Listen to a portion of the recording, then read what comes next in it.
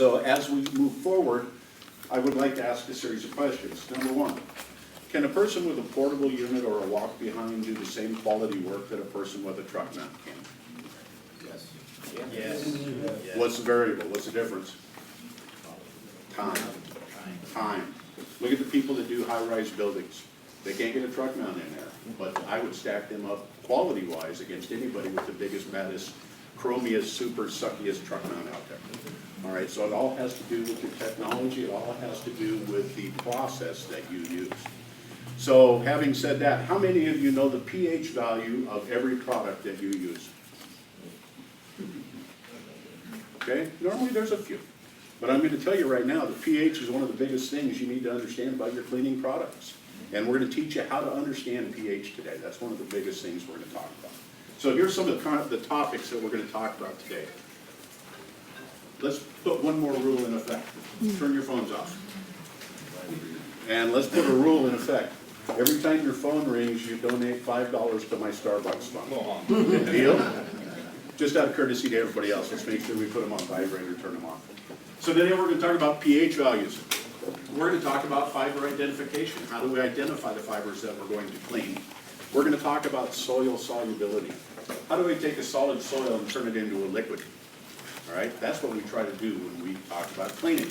We're going to talk about 5 different principles of cleaning. We're going to talk about various cleaning methods that are out on the market today. And then we're going to talk a little bit about my recipe book, or my recipe card, if you will, for cleaning just about anything. All right, so I handed those out. I've got a few extra for those of you that showed up a little bit late. But let me ask you a question. Carpet cleaning. Does light reflection have anything to do with carpet cleaning? Would you say it has everything to do with carpet cleaning? Because we don't really see the dirt, do we?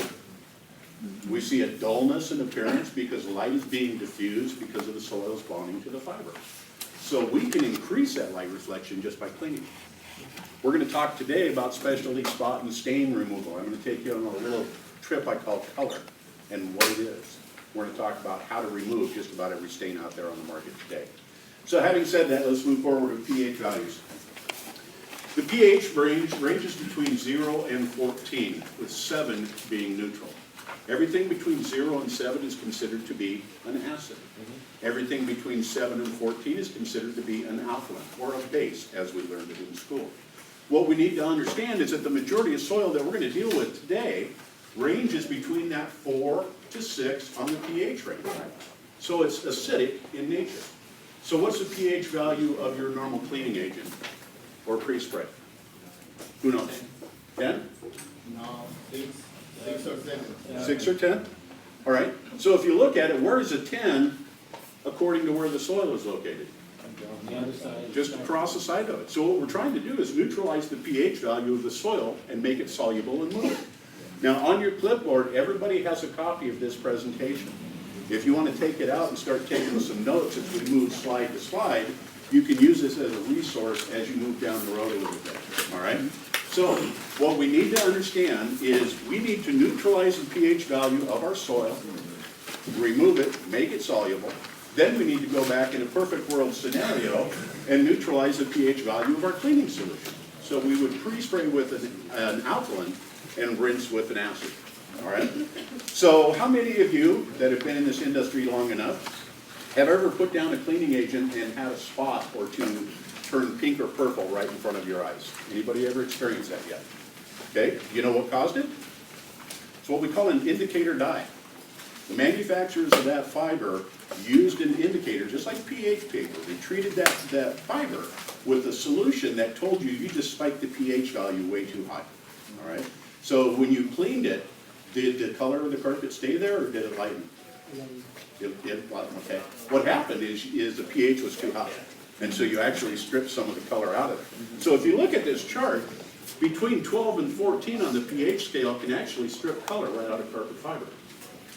Where between a 0 and a 2 can actually set a dye or set up a color in the carpet so it doesn't move. So let's say we're going into a facility, we spray down our pre-spray, and we have a spot turn pink right in front of our eyes. How do we know what the pH value is? We Without taking a reading, you have absolutely no idea where it's sitting. So I would tell you carry some pH paper with you. One of my favorite tools is a flat tip pH pen. Now these are about $100, but here's what's really cool about this. All I have to do is put a little moisture on that spot, turn this on, and it'll tell me what the pH value is, all right? There is some strips too to measure the pH. The pH paper, yes. And I would tell you, if you're gonna use pH paper, carry a baggie of Q-tips with you, put a little bit of water on the spot, rub the Q-tip on it, and then take your reading on the Q-tip. That way I'm not transferring any of that litmus paper color to the carpet fiber, all right? So, but these are really cool. And what's really neat about this, especially in high-end residential cleaning, if I take this out and get down on my hands and knees and take a reading of the pH, do you think a customer's ever seen anybody do that? What do they start thinking about me at that point? I'm a scientist. I'm a chemist. I'm a physicist. Do you believe that carpet cleaning is science? Chemistry? I mean, it's physics. It really is. It's really cool. We just think we're rug suckers, but actually we're scientists. All right? That's the way I look at it. But here's, okay, so let's do a little action here. I take a reading on that pH paper or that pH pen, and all of a sudden I'm sitting at a 13 on the pH scale. Am I worried? Okay, if I just continue to clean, what can happen? I can bleach that carpet. And if I bleach that carpet, whose fault is it? It's mine. Even though it wasn't my cleaning solution, obviously somebody did something there that jacked that pH up. Now in combination with my solution, I bleached the carpet. All right? So I need to neutralize that. I need to bring that back down to a 7 immediately before I start cleaning. So if I have a 13, what do you think I need to neutralize that? 1. See what's directly across from it? All right? So now I know you're not going to carry this with you. All right?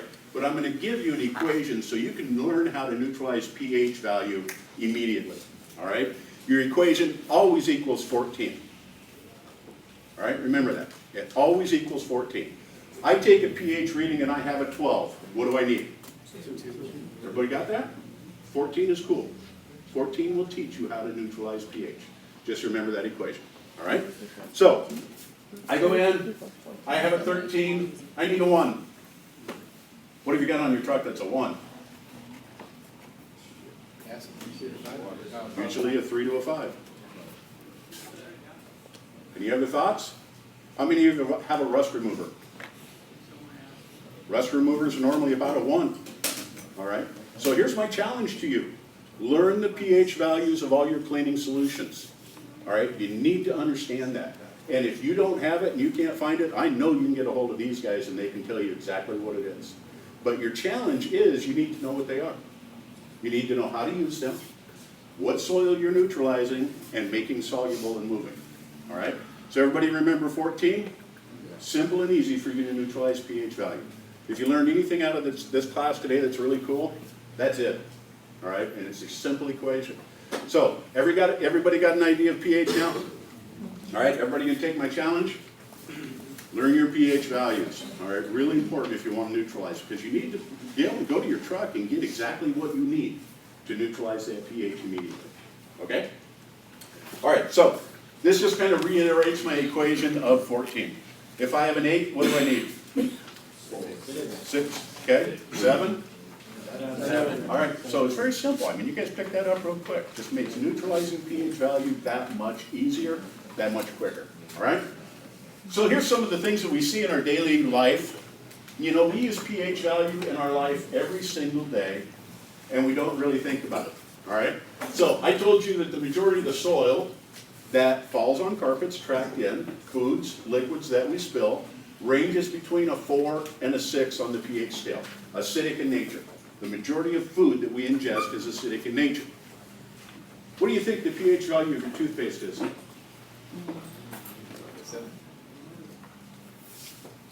I just gave you your beginning part of the equation. 5. Okay, if the soils or the food that we ingest is between about a 4 and a 6, 11. It would be about an 11. Does that make sense to everybody? I'm trying to neutralize the acids of the foods that I ingest. All right? So if you think about it, how about hand soap? How about shampoo? How about body soap? Usually going to be on the alkaline side of the pH scale. So we use pH every single day, we just don't think about it or know it. All right? So think about it as you move forward with different solutions that you're using and why, and you'll become a pH expert, okay? So, I want you to remember a couple of things. Chlorine bleach, ammonia, where do they sit on the pH scale? High. Okay, what can happen when I put that high of a pH on carpet fiber? It'll bleach it, all right? We're going to remember these numbers for a little bit later on today in the class, all right? Really important for you to remember. Will it bleach it up, or when you put high pH on white carpet, it turns yellow or brown? Because white is actually not a chemical dye. It's titanium dioxide. So you're altering that titanium dioxide, all right? So it's defeating the color, but it's not removing it, because white really isn't a dye. All right, we'll talk about that later. What about when it turns green? Say again? What about when the white carpet turns green? Usually that has something to do with a really strong acid. All right, it's like walk into a hotel room, or walk into a hotel and walk down the hallway right outside the doors. What do you see a lot of times on the carpet? Bleached areas, green spots. Usually has a lot to do with mold cleaners. All right, real strong acids attacking that dye base. So we can understand that dyes normally are set on an acid side, but when they're very caustic acid, it actually attacks the fiber and releases its dye. All right, we'll get into that in great depth today as well. So take a look at urine, milk, coffee, beer. Let's talk about coffee for just a minute. How many of you are experts at getting coffee out of the carpet? Coffee stains. Okay? Do you guys struggle with coffee stains? Yes. Kool-Aid stains? Red wine stains? All right? And a lot of that has to do because you don't understand what it is, but we'll talk about it. We've taught for years that coffee stains the carpet because it's a really strong tannic acid. It has nothing to do with tannic acid. It's a acid dye, but what it has to do with is the dye being carried in the coffee. All right, so let's go through a little exercise real quick.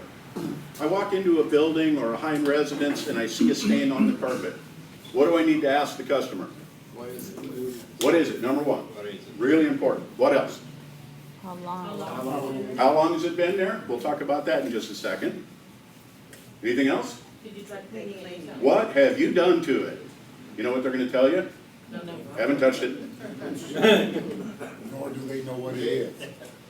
They never be honest, even if They're not gonna tell you They that. never tell you No. what happened, or it's a bee stain or coffee stain. What I said a little bit earlier is they're calling you not because the carpets look dirty, but there's some spots or some stains that are driving them insane. And I promise you, they tried to get it out before they called you to spend some money. All right, so what did they try? Oh, we tried a little bit of Resolve. That worked pretty good, so I put a whole lot of that on there. Didn't get it out completely, so then I went for the OxyClean. That helped a little bit, so I dumped about 6 more pounds on there. Then there was still some stain left over, so I tried a little bit of this and some home remedies. You know, every customer that we deal with has a product in their spotting kit I call Eutkis. E-U-T-K-S. Everything under the kitchen sink has been thrown at that stain prior to me getting there. Let's go back to what we said about these numbers. Can I have a pH value of 13 sitting there right now because of what they did? Sure. Yeah. Would it help to take a pH reading? Yes. Okay, so I'm going to challenge you guys. Spend some money to get a pH pen. Litmus paper is, I think, about 12 bucks for 2 rolls. Cheap stuff. Keep it dry. Keep it off the floor of your van. Keep it in a baggie. But use it. All right? Understand what these stains are. I don't want to replace carpet because I didn't take the time to take a pH reading. All right? So let's go back to Mrs. Homeowner stain here. Every class I do, people say, how long has it been there? Well, I'll challenge you to this thought. If I spilled red wine on carpet, and I let it dry, and I rolled it up, and I put it in the garage for 10 years, when I took it out, would it be any harder to get out? Probably not. Age does not really affect a dye. All right? So we're going to talk today about what a dye is. We're going to talk today about the difference between a dye and a pigment. All right, I'll give you a great example. Ink compared to coffee. Ink is a whole different color base. It's a pigment. It's a solid. All right, so we'll talk about that as well. Let's go back to Mrs. Homeowner stain. I take a reading. I'm sitting at a 12. What do I need? 2. You guys learned something already. This is really cool, all right? So I go out to my truck and I grab a tube. What if I don't have a tube? Is a 3 close enough? As long as I can get it away from that 12, 13, or 14 and get it back to as close to neutral. So if I don't have a 1 or a 2, if all I've got is a 3, I'm going to get it far enough away from that 12, 13, and 14 to lock that die down. All right, but again, I'll go back to my challenge. Learn your pH values. Understand what it is you're using. All right? So here's what we're going to talk about in fiber identification today. We're going to talk about 2 categories of fibers. Synthetic, being man-made. Natural, meaning naturally occurring. All right, so we'll talk about the difference. What's the biggest difference between the 2 of them? Absorbency. Absorbency. Am I going to clean wool carpet the same way that I would clean nylon? No. I'm going to change some things up a little bit. All right, I'm going to understand some rules about that. So absorbency has a lot to do with it. So the fibers we're going to talk about today: nylon, olefin, polyester, and the new kid on the block, and I don't know how many of you have been seeing this, the new Corteras, the new Smart Strand, silk, ever clean, never clean. It's the new polyester life of today. And believe it or not, you guys are cleaning a ton of it right now if you're doing residential, and you don't know it because it looks like nylon. But nylon used to have an 86% market share in residential carpeting. Right now it's down to about 48% because the new smart strands, the new polyesters are overtaking the market. And we'll talk about some of the characteristics of those as well. All right, so we're going to start out with nylon. Give you a brief history on nylon. When nylon was first created, when we extruded it, meaning creating the fiber, that fiber was round. It was completely round. What they started finding out is that we had a problem with that called magnified soil. So if I had a piece of soil sitting on this side, through the prism effect on this side, it looked this big. All right. So what we started doing is we started changing the shape of the spinnerets, or the shower head-like item that we force this liquid through. So we started changing it to trilobals, and we tried pentagons, we tried octagons. And they stayed with the trilobal because it had less magnified soil effect. But the problem was, and if you're old enough, you'll remember this, it had this great affinity for holding static electricity. So you could shuffle your feet and chase your sister around the room and shoot an arc from about 2 feet away from her. All right, so what they did in 3rd generation nylon is they actually added a carbon core or carbon wedge to the center of that fiber. And what ended up happening is that gave it an affinity or ability to give off that high intensity or that electric shock. What we did in 4th generation, how many of you apply soil retardants to carpet? Okay, we'll talk about that today too. I've got to tell you what, it's the most profitable thing you'll do. But what the mills begin to figure out is that what caused more damage to carpet was not stains, not spots, not lack of cleaning, but dry particulate soil that would bond to that fiber and scratch it and etch it and abrade it. All right, so let's talk about traffic lane gray for just a minute. What do you think causes that? Traffic? Why does it look gray to our eyes? Is it dirt?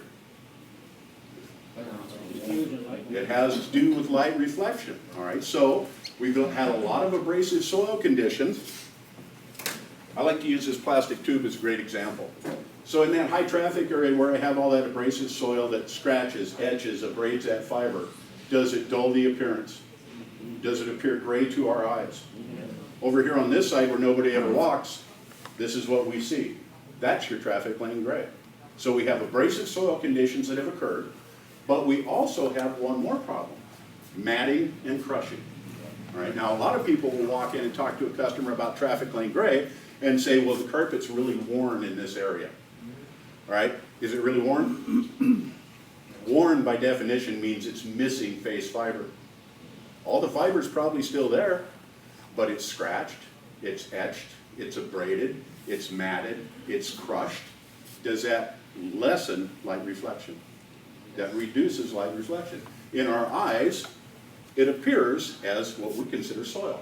I guarantee your customer thinks it's soil, so you better be able to explain it. And if you can use this theory and paint that picture in their mind when you're talking about that traffic lane gray, they actually get it.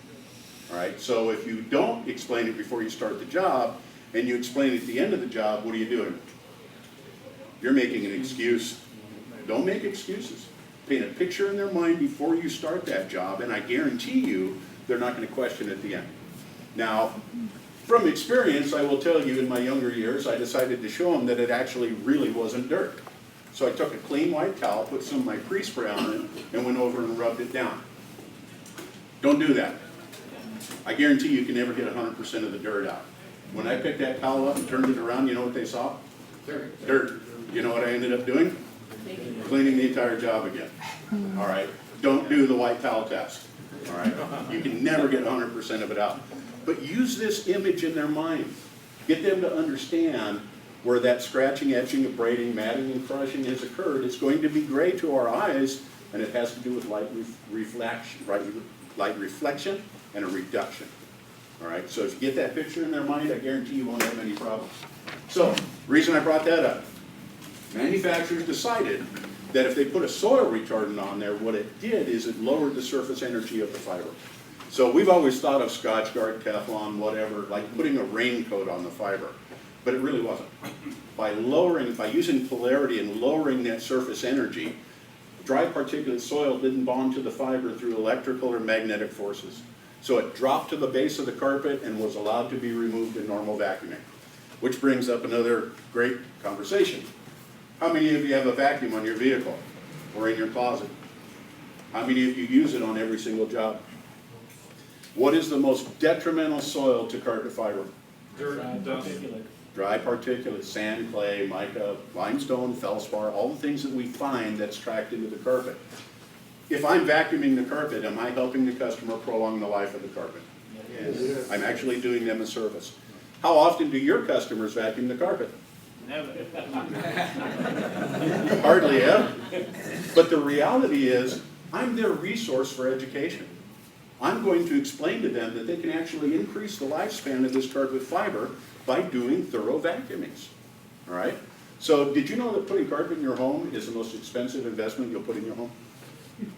All right? If I can show the customer how to protect that investment, am I helping them? Yep. Yes. All right, that's what we need to understand. Am I going to pre-vacuum every carpet I clean? Yes. You can tell me you will, but I know you won't.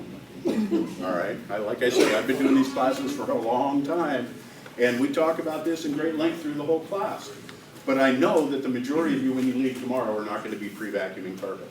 But what makes me different than any other carpet cleaner out there?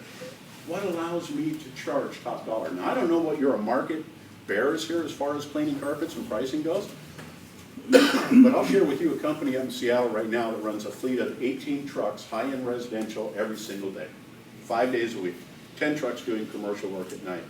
Their high-end residential market starts at 58 cents a square foot. That's their starting price.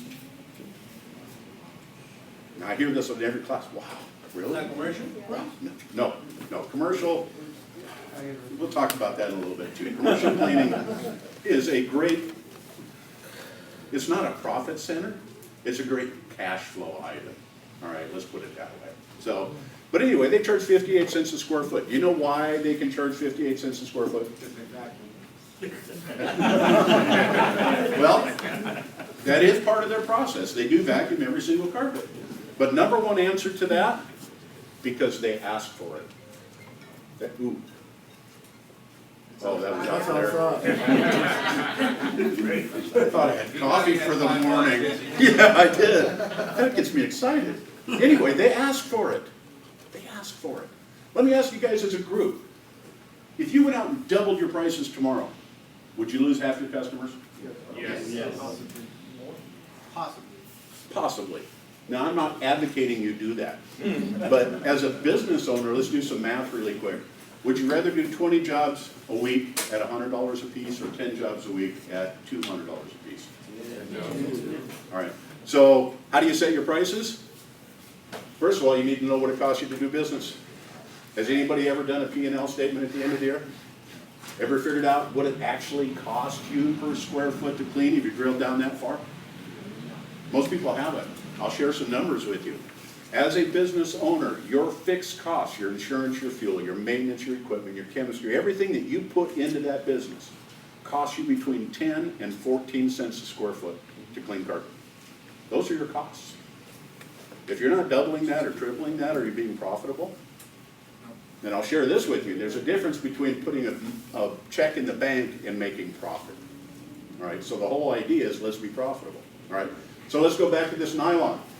We put the soil retardant on there to do what?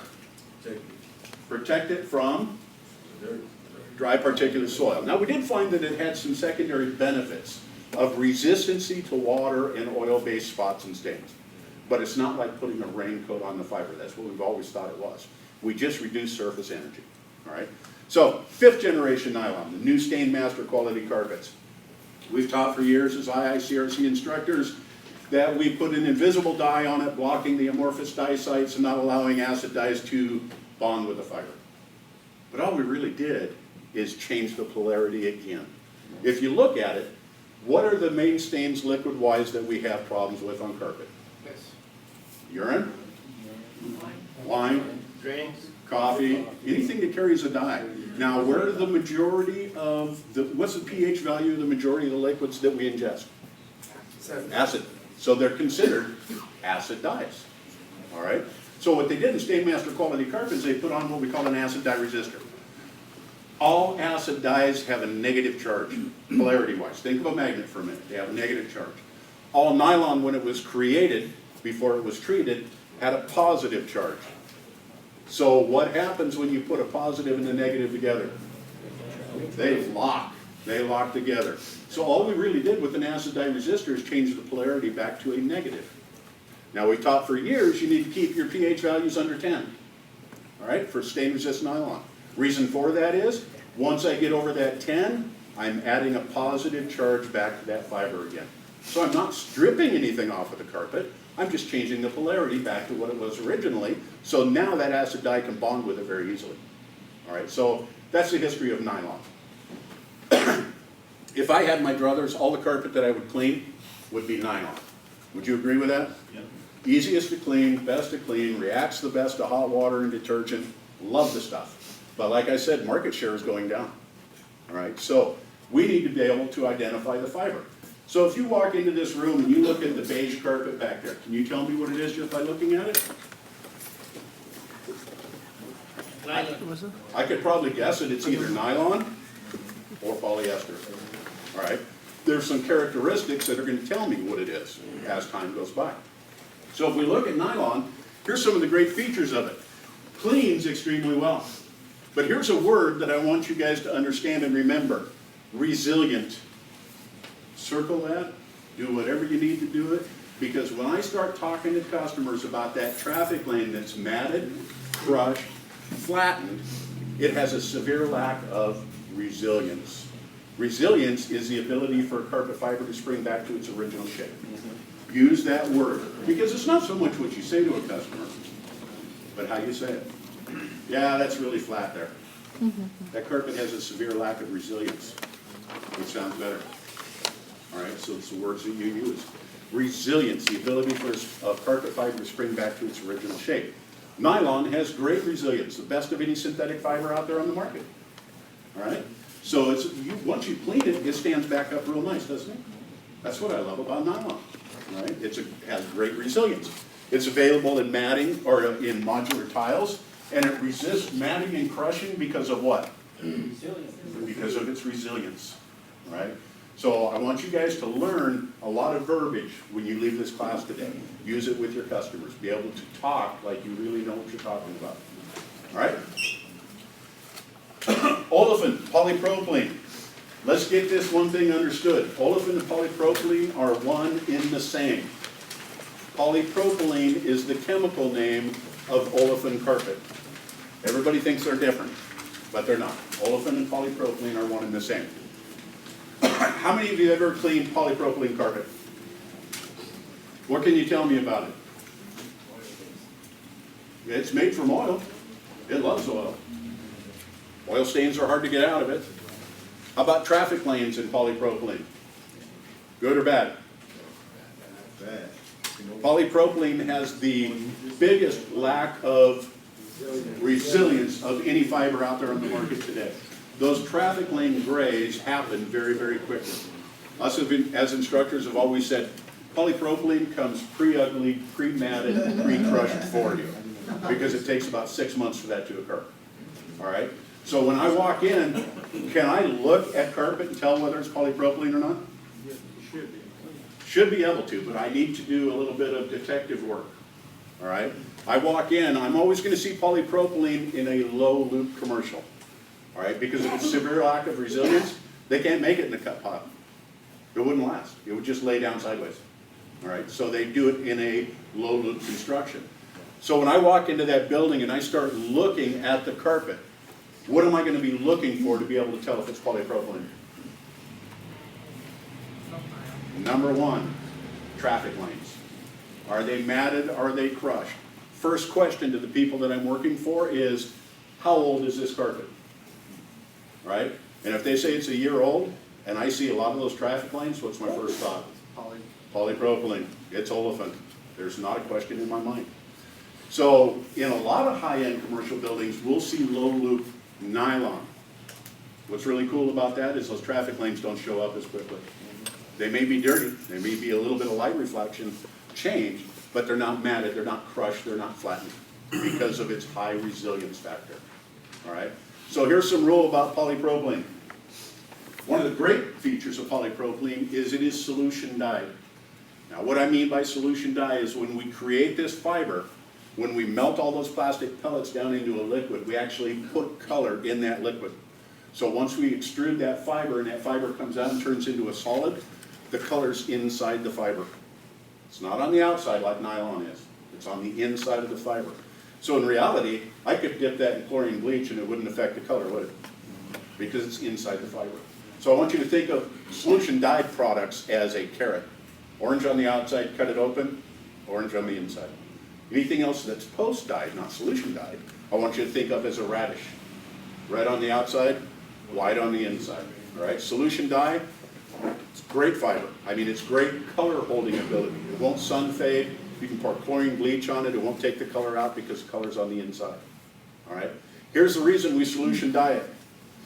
This fiber absorbs less than 1/10% of its weight in water. Is that waterproof? That is almost completely waterproof.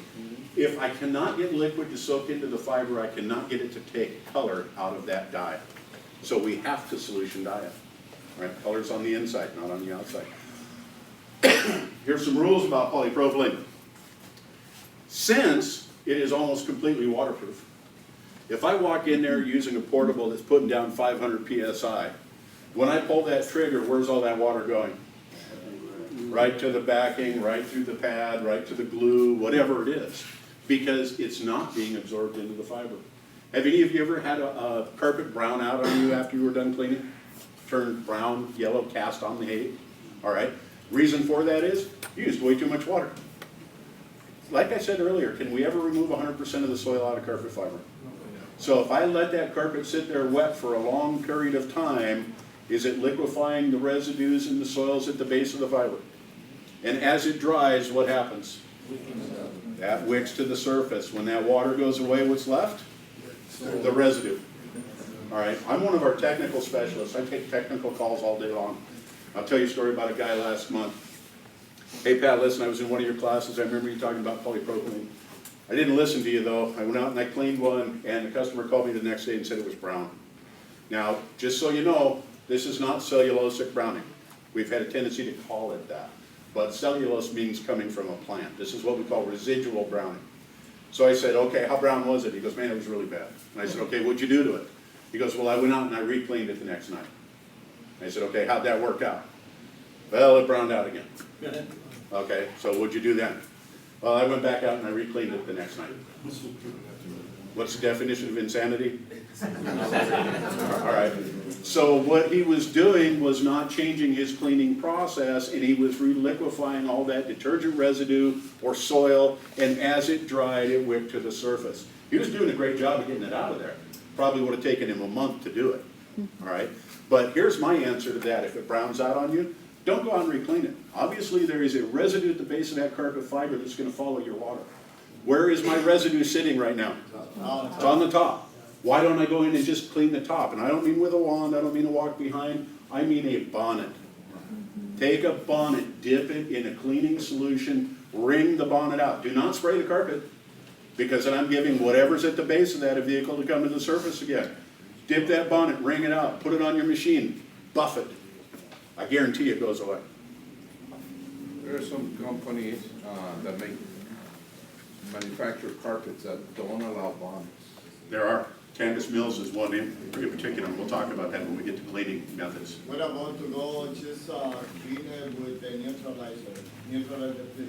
Because obviously there's a residue at the base of that. So even if I went in with an acid to try and neutralize it, I'm still gonna reliquefy whatever that problem was. All right? So here's your key. When you're cleaning polypropylene, can I identify it now when I walk into a building? Traffic lanes are gonna tell me a lot about it, all right? Here's your key on polypropylene. Turn your pressure down. You don't need any more than 200 PSI. No more than 200 PSI. And here's your key when you're cleaning polypropylene. Depend on your pre-spray. Let your pre-spray do the work for you. All right, I'm not putting down that much pre-spray. We're gonna come to pre-spray in a little bit and talk about it. People always say, well, how much pre-spray is enough pre-spray? You know, they say you get 200 to 300 square feet out of a gallon of ready-to-use pre-spray. You know, can you measure that in your mind? No. Here's what you want to picture though. You open your door in the morning, nice spring morning, and there's a light dew on the grass. Can you picture that? That's your pre-spray. Now you know how much you put down. All right. Let's go back to Mrs. Homeowner's spot here real quick though. I'm putting down my pre-spray. I come to Mrs. Homeowner's spot. I use my specialized spotting tool. Are we guilty? Do I need more pre-spray there? No. Something here tells me I do. And the next time when you go out there and pre-spray, I know your hand's gonna wanna slow down when you're going over that spot. But use the same amount of pre-spray, because if I overload that, is that spot gonna come back? Yep. And it's not the spot that was there originally. What is it? It's my pre-spray. I soaked it all the way down to the backing, and then I worked it in really good. All right? Don't use more pre-spray. All right? So, the reason I bring this up, depend on your pre-spray to do your work for you. If you do your pre-spray correctly, your cleaning has occurred. Now all I'm doing is rinsing it away. All right? So, 200 PSI. I'm not too worried about heat with this fiber. Since it has a problem releasing oily soils, I like heat. All right? So, it doesn't really matter. I will tell you the melting temperature on this is about 300 degrees. So if you're in a commercial setting and you see a line coming out of one office going down the hallway into another office, and I clean it and it doesn't come out, what is it telling me? Traffic. What's that? No. Somebody drug a piece of furniture from one office to the other, created enough friction heat to do what? Melt that fiber. So now I have this melted line from one office to the other. Better be able to explain that to the customer, because they're gonna tell you, well, I think somebody just took a bag of garbage and drug it down the hallway. All right, because we see that a lot. But that's actually what we call a friction burn. All right, so bad characteristics, good characteristics. All right, polypropylene, what is my cleaning pressure? 200 PSI. Depend on what to do my cleaning? Pre-spray. Say you don't see the matted, and how do you know it's olefin? There's a couple different ways you can do it. You can do a burn test. Go to a corner, pull up a tuft. If you light olefin on fire, it smells like oil. All right. If you light nylon on fire, it smells like celery or plastic. All right. So you get to be really good at walking a building and starting to pick up those traffic lanes. All right. So, like I said, with nylon, you're not going to see traffic lanes very often. You'll see dirt, but you won't see that matting and crushing. All right. I do carpet installation, and I've been doing this for 14 years. And it's, you know, polyester and nylon now competition, they're kind of making it the same way. So you say, well, I'm buying a good carpet.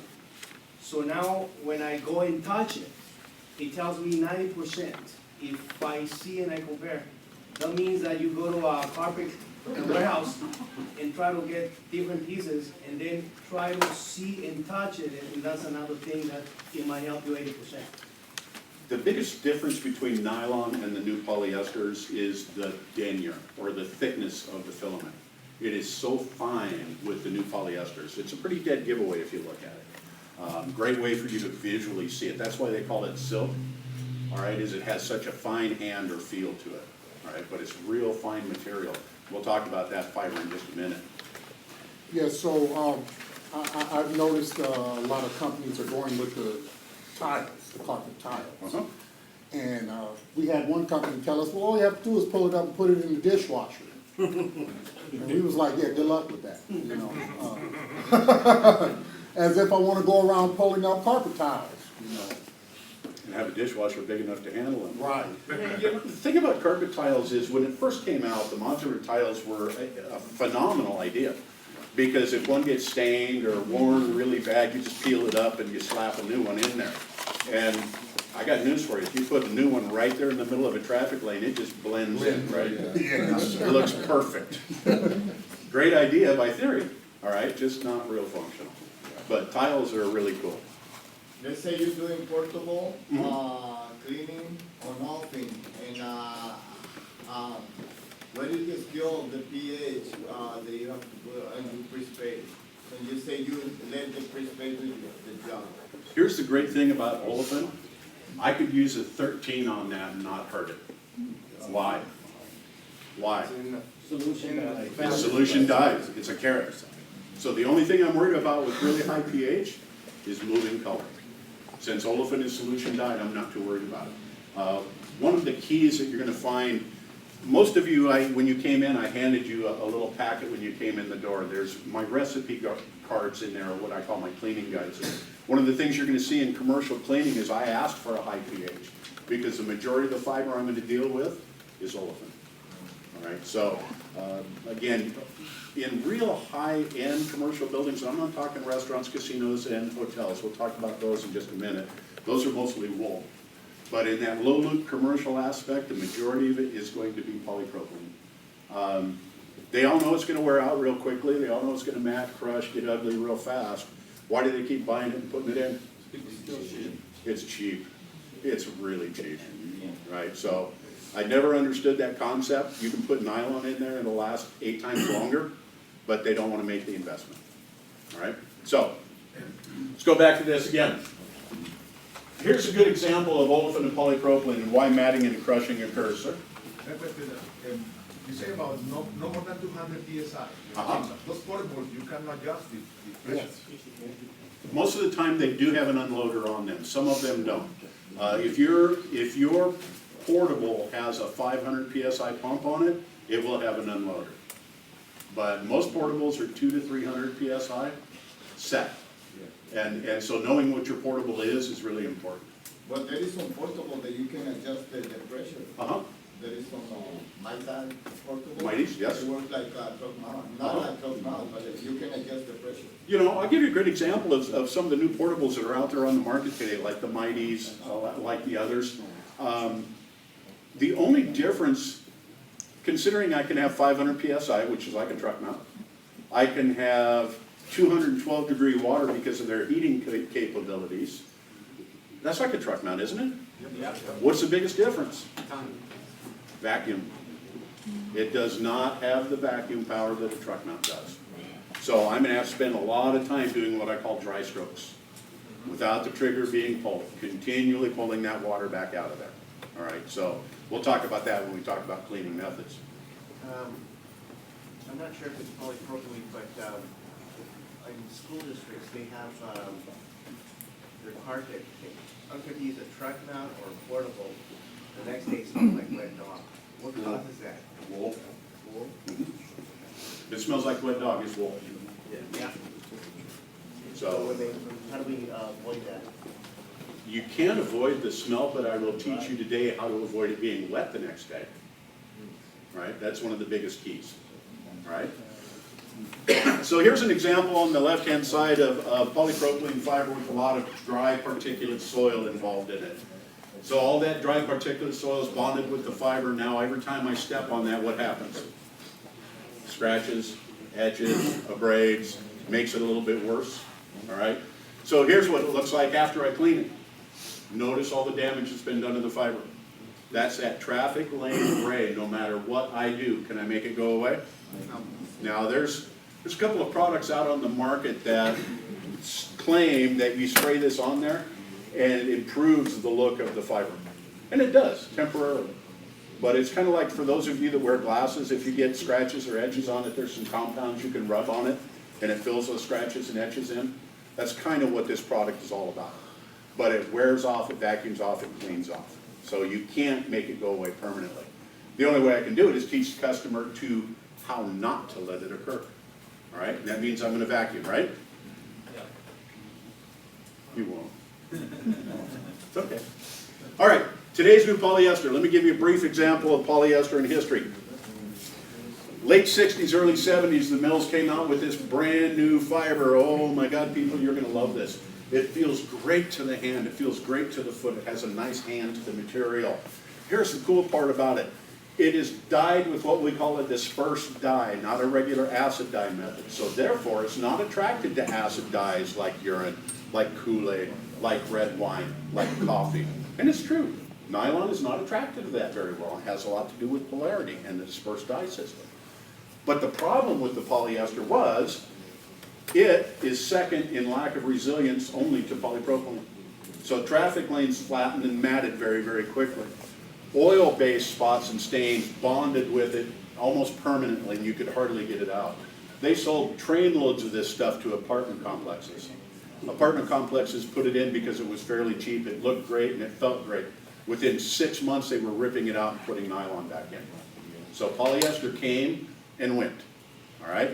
So polyester, just so you know, you don't need to know this, not really that important, but it was called PET carpet. And the reason we called it that was its chemical name was polyethylene terephthalate, all right, PET. So now the mills come out with this brand new carpet fiber, and they call it PTT, all right? All that means is polytriethylene terephthalate. They changed one molecule in the chain and tried to call it something different than polyester. But the government basically said, no, it's polyester.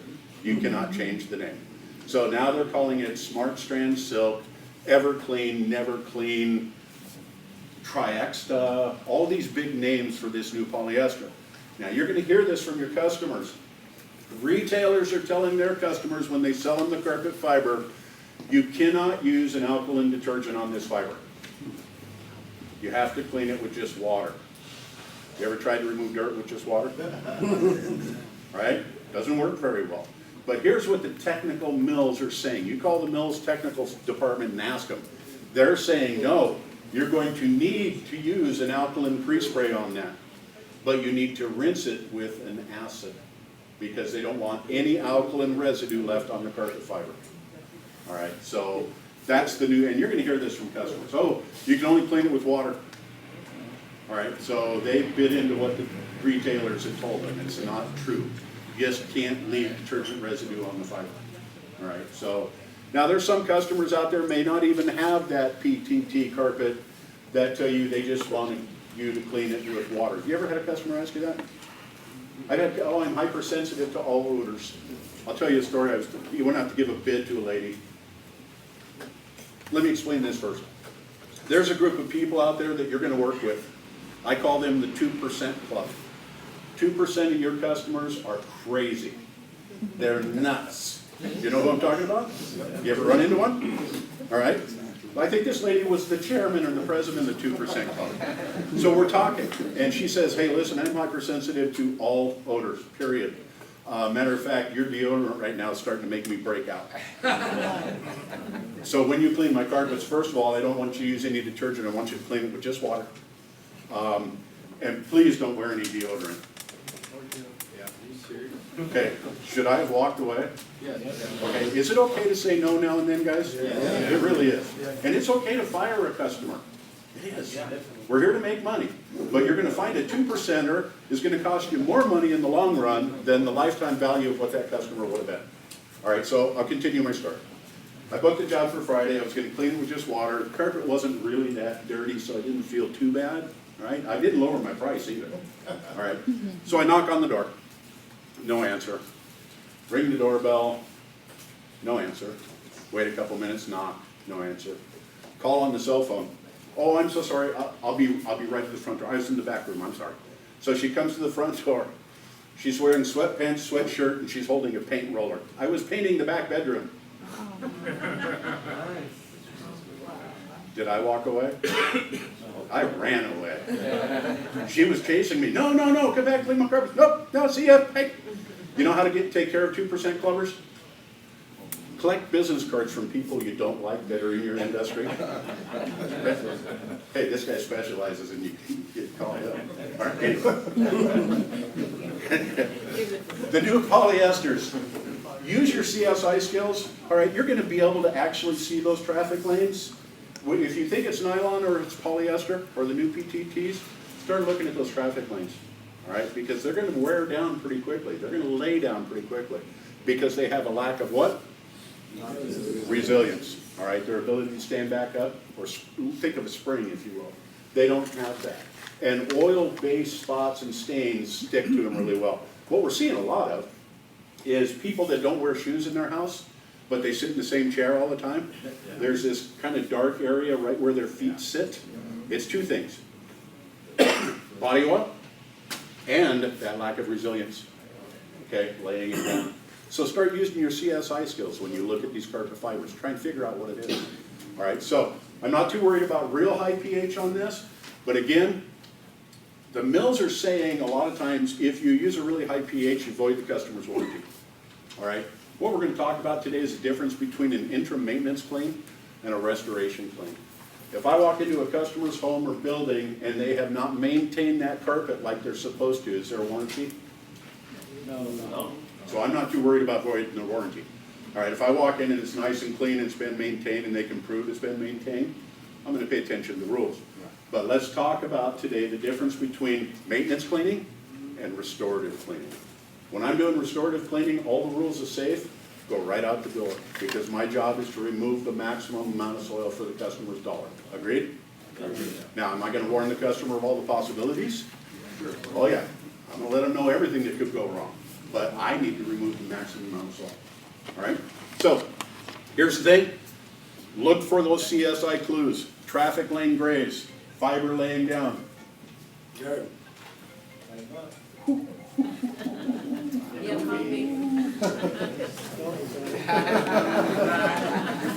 can taste it already. Anybody in here, by the way, IICRC accredited, certified? See me at break or after the class. I've got a form for you to fill out because you can get a half a CEC for coming to this class today. All right, so you need your CECs as you move forward.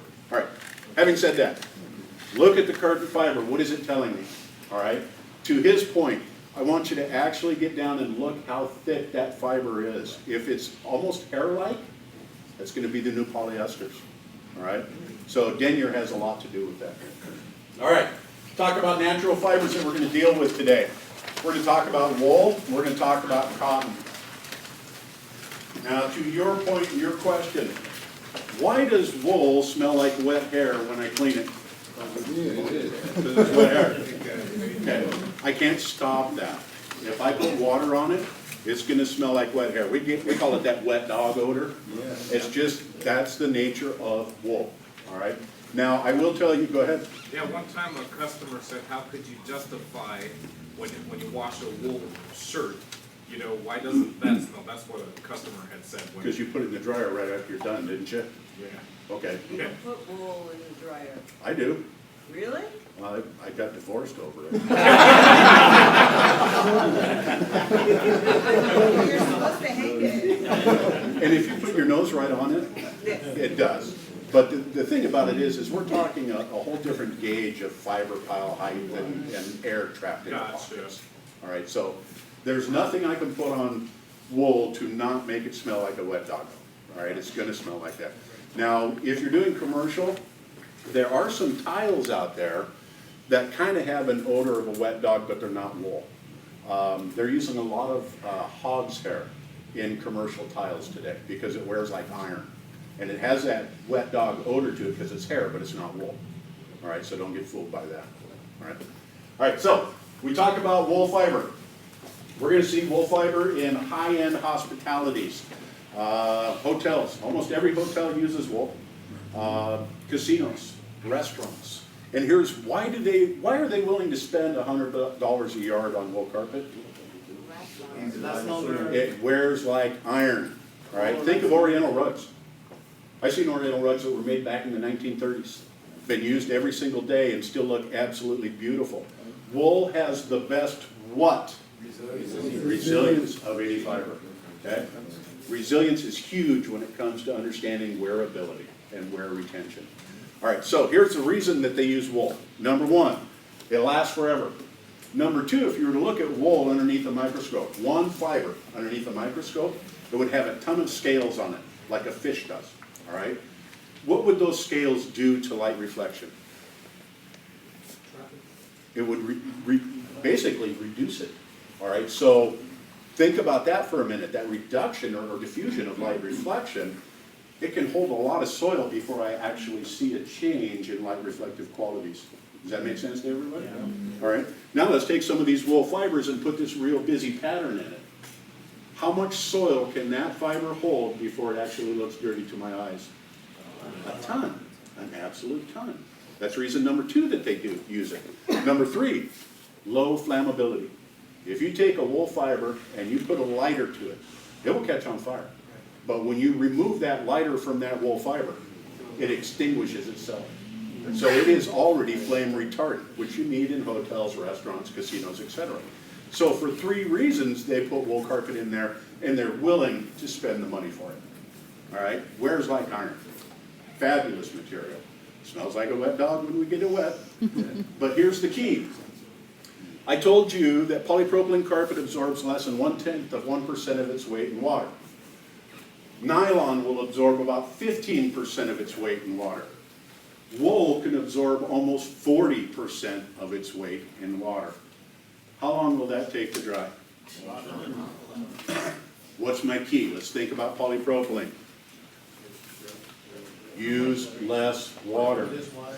Use less water. Let your pre-spray do the work. Here's your two rules. Write it down.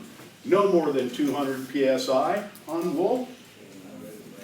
No more than 160 degrees water temperature. Let your pre-spray do the work for you. Some of these commercial How many carpets, degrees? there's so much soap in them, you don't even have to add soap. So there goes my pre-spray right there, doesn't it?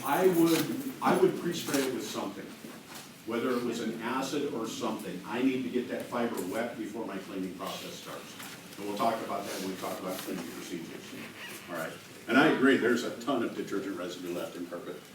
Why 160 degrees as far as? 160 degrees because wool is considered what we call a velvet. And what you can do is actually set your wand marks, that type of thing, and actually affect colors.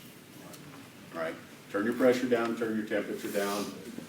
Should I groom wool carpet when I'm done? Commercial? Any wool carpet.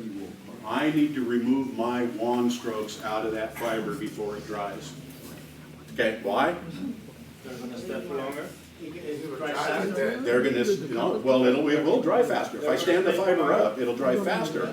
But if I don't remove those wand marks before it dries, they're gonna stay there. Think about washing your hair in the morning. If you don't brush it while it's wet, same theory. All right, it just stays what it looked like, no matter what. The only way I can get rid of it, re-wet it, groom it. All right, so what are my rules for wool? 160. Rule number 3. Always keep the strokes up. Yes. Groom it. Rule number 3. Only use wool-safe approved products, period. If it doesn't have that picture of the sheep with the little circle around it, don't use it. All right? Wool-safe approved. We taught for years in the IICRC that you should clean wool carpet between a 4.5 to an 8.5 on the pH scale. What we found out as time went by is that was what we call MUS, or made up stuff. We couldn't find any documentation that actually followed that. All right, so we've changed our rules for cleaning wool in the IICRC to use only wool safe approved products, period. Well, let's say that. I mean, some of them say it's Any product that's been tested by the Wool of New Zealand Bureau is going to have a circle on it with a sheep and it says wool safe. All right, so make sure that's what you're carrying when you're cleaning wool. So you check that, you can check that on the rug, but what about the carpet that installed? How you know it's gonna, How am I gonna know if it's wool? yeah, I can do a burn test, but most of the time the customers are going to tell you. oh, Do okay. you know why? Paid for it. They pay for it, right? That's like, when you're cleaning upholstery, how do you know it's a silk? Tell you. But some customers, customize the furniture. Well, and I'll tell you right now, if they paid for a silk sofa, they're going to inform you about it. By the way, you're about to clean my $4,000 silk sofa, and did you know my husband's a lawyer? Walk away. You're fired. He clean a multicolored, silk sofa, and the color brown. Yeah. And didn't use the silk or cotton, cleaning product, so. You know, guys, when it comes to upholstery and silk, if you're not an expert at it, just say no. Just say no. You know, as a business owner, and I'll kind of share this with you guys, and I don't know if you understand this. If you own your own business, you need to make sure that you're carrying an insurance rider they call CCC, Care, Custody, and Control. Talk to your insurance agent about it. Because if you're in this business long enough, you're going to mess something up, I promise. You're going to. But the reality is this, when you mess something up, normally that's caused by a lack of thorough pre-inspection. You missed something, a pre-existing condition that you didn't see and you exacerbated it. You made it worse, but now you own it because you touched it, all right? But check with your insurance company on that care, custody, and control insurance. You said CCC? Care, custody, and control. Because your normal insurance doesn't cover it when you mess something up, all right? So I learned this the hard way. One of my technicians ruined about a $4,000 sofa. And I tried to make a claim, and I was told that my insurance doesn't cover it. So you have to have CCC. Look that up, really important for you, because you are gonna mess something up. I don't care how good you are, something's gonna happen. And, you know, if it's a few $100, man, I'd be willing to pay that person rather than make an insurance claim, have my rates go up. And if you don't cover it, then you get bad press. If you get bad press, how does that help you out? All right? So, really important for you to look that up. Now, getting off that for a minute. Let's go back to this wool carpet. What are my rules again? 200 degrees? 200 degrees. Or 200 PSI. I'm changing the rules as we're going along. 160 PSI, groom it, Yes. and Pre-spray. less water. And what are my products? Wool. Wool safe. Wool safe approved carpet. All right? Cotton fiber. Luckily, we don't see any cotton face fiber in the market today.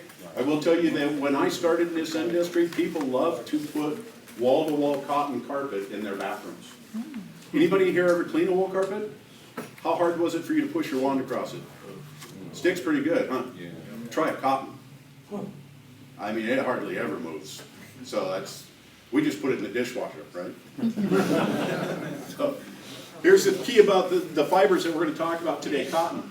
The only time I'm really going to see cotton is in those high-end hospitalities, because this is a woven carpet. It's not tufted, it's woven. And the backing cords, what we call the warp and the weft cords, are made out of cotton. All right? What causes shrinkage in cotton fiber? Everybody thinks it's heat.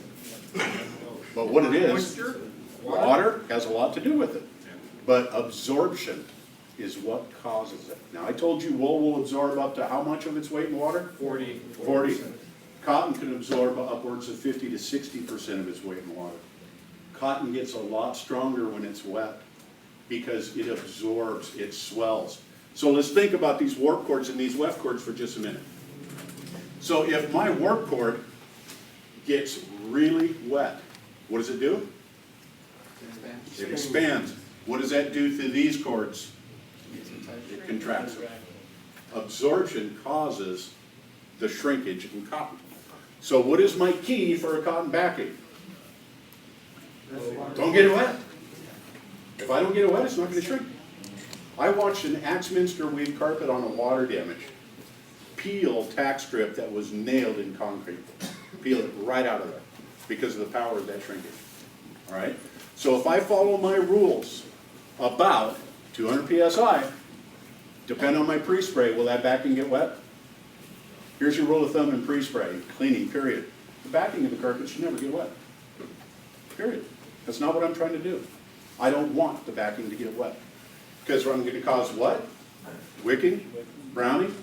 All right, so let's go through a physics exercise real quick. What part of the carpet dries first, the top or the bottom? Think of the physics. Bottom does. Why? Because it's evaporating. Bottoms dry first. All right, so if I don't get the backing wet, I don't have to worry about it drying. Right? Depend on your pre-spray. All right. Got that covered. Let's go over the principles of cleaning. Principle number 1, vacuum. Is vacuuming important? Yes. Do you know how much of the soil in your carpet is actually dry soil? 79%. Almost 80%. 74 to 79% is dry particulate soil. There's only one way I can get it out. Vacuum. How many of you have a vacuum? How many of you have a vacuum that is self-adjusting? How many of you that don't have a self-adjusting vacuum know how to adjust your vacuum? How do we do it? The knob? Okay.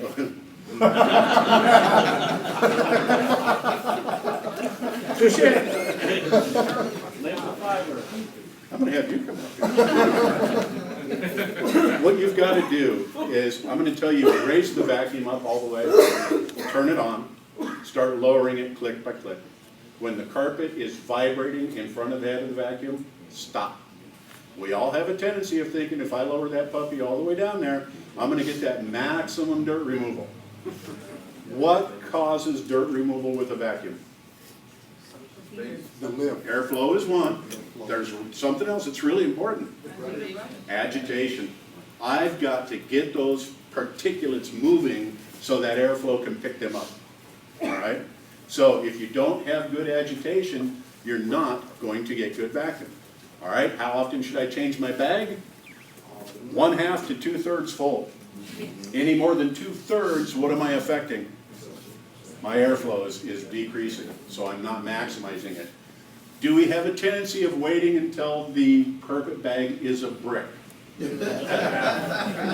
We know it's full when it doesn't pick anything else up. All right? How about your customers? Same thing. We used to educate the customers on using their vacuum. Show them how to adjust it. Tell them when they should empty the bag. Tell them how frequently they should vacuum the carpet. Because they don't vacuum it the way they should they? Commercial buildings, if they have a janitorial process going, do they vacuum as often as they should? Probably not. And do they vacuum correctly? Do they know where the dirt is located? I'm going to tell you right now, entryways, it takes 6 to 8 footfalls, which equates to 16 to 20 feet, to wipe that soil off of your shoe. That's the majority of your soil. That's where it's located. So in those areas, I'm going to do a few things. Number 1, I'm going to do 3 to 5 passes in each area. I'm going to slow down on my pull pass. I'm going to make sure my bag's empty. I'm going to make sure it's adjusted correctly. And I'm going to pay attention to where the soil is. All right? Most people do what I call chase surface litter. Oh, there's a paper dot. There's a paper clip. Oh, there's a little bit of hair over here. Did I vacuum correctly? No. But that's what we do. We chase that surface litter. We don't think about the soil that we can't see that's doing the damage. All right? So think about that. And again, get that 6 to 8 footfalls involved in it when you're doing your vacuuming. All right? What's wrong with this picture up here? I don't have one. Not good vacuum. Not the right vacuum. It's not the right vacuum. Why?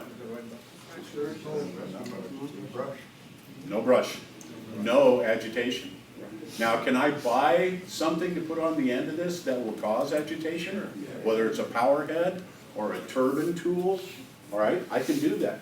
I've got a lot of guys that use truck mounts. They say, hey, my truck mount has a number 8 blower on it. I just vacuum with my wand. Good or bad? Bad. Why? No agitation. Yeah, it's the super suckiest thing out there on the market, I guarantee that, but there's no agitation. And besides that, how much dry particulate soil are they sucking into their tank? All right, so buy the correct vacuum. There's a couple vacuums out on the market right now that I would recommend. ProTeam makes a couple of really great uprights that are actually HEPA filtered. And I will tell you that if you're going to start looking at a new vacuum down the road, start looking at HEPA filtering. Because a lot of the new standards that are coming up in commercial buildings are calling for HEPA rated vacuums. All right, so make sure if you're going to invest in a new one, make sure you look at that portion of it as well. Which one is it? ProTeam makes a great one, X1500. I actually have one at home. I bought it for, yeah, an XP. I bought it for my wife, for Mother's Day.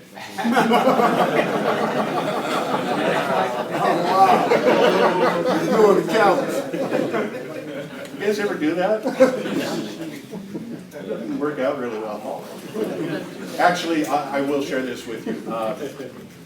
I'm not divorced. I've been married to this wonderful woman as of August 40 years. So, thank you. No, she's the one that deserves the hand. She puts up with me a whole lot. You know, and I've been doing this job now for a long time, and I'll share with you, last year I traveled about 87,000 miles in the air. That's a lot of time on an airplane. And I sat my wife down when I first started this job, and I asked her if it was okay, if the travel was still okay, because it wasn't worth our relationship. I love what I do, but it wasn't worth the relationship. And she goes, yeah, you keep on doing that.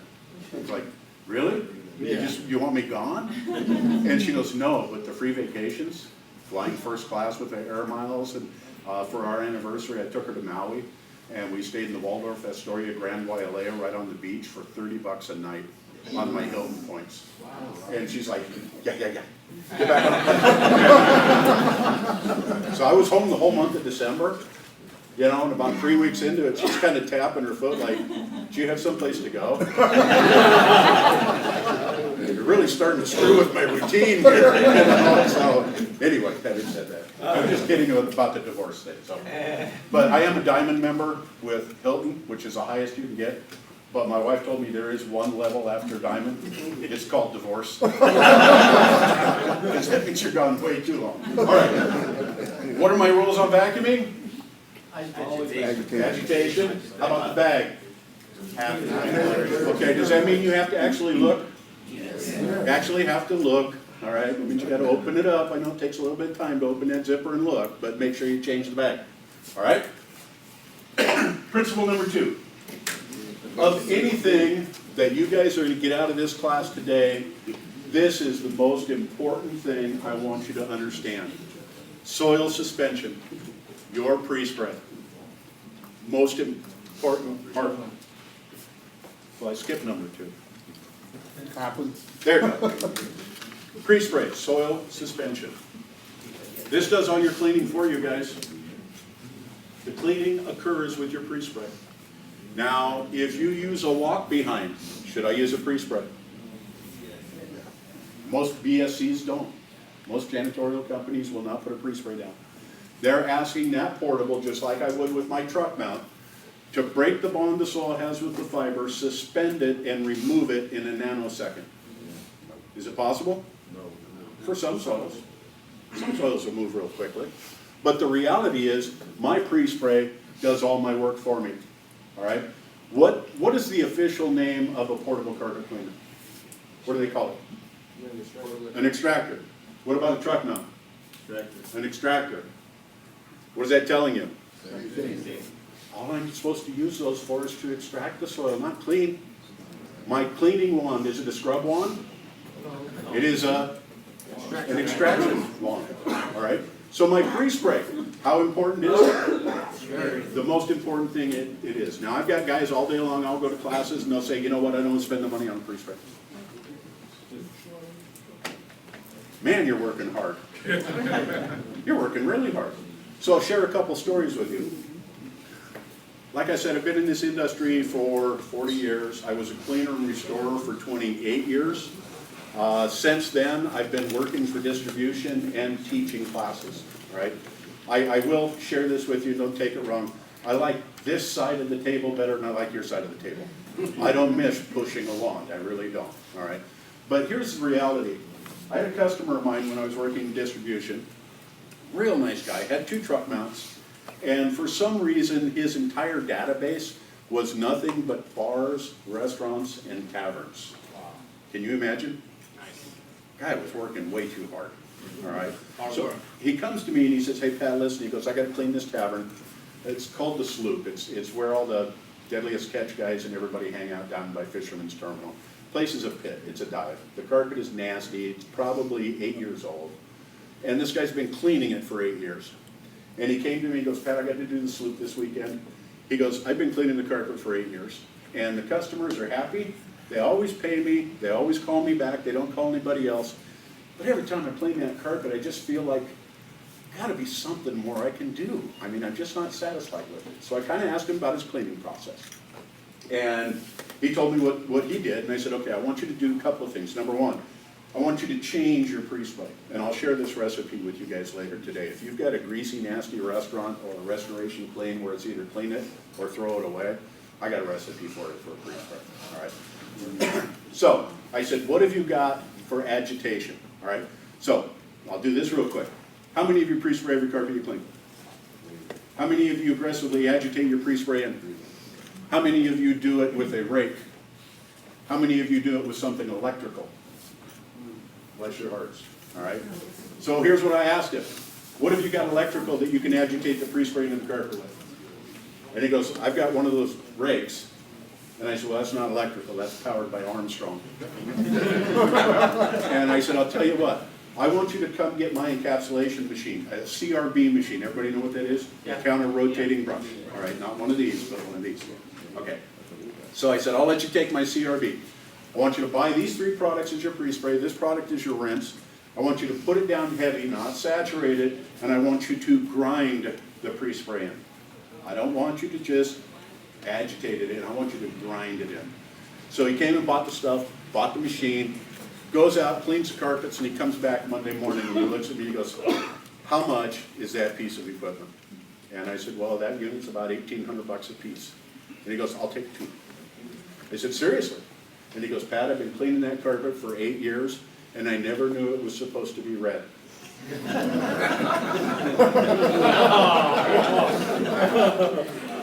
Can agitation make that big of a difference? Yes. You bet it can. I'll share another story with you. That company that I told you charges 58 cents a square foot. They've got a commercial fleet of 10 trucks that run every night doing commercial work. They've got a high-end restaurant in this high-end city called Bellevue, in this high-end shopping center, and they're running Hydromaster CDS units. Everybody familiar with that? Direct drive units. There's no place for them to dump their water there because they have to run so much hose to this restaurant. They have to break down twice during this job and go somewhere and dump their waste tank. All right? Losing a lot of money doing that. So we got to talking about it, and I said, well, what are you using as pre-spray? You're using a pretty good pre-spray. And I said, well, what are you doing to agitate it in? Well, in the traffic areas, we got them using a brush. And I said, okay, the next time you do that job, come by here and take my CRV machine.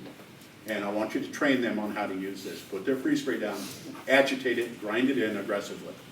So they came and did that. And they were able to finish that entire restaurant on 1 tank.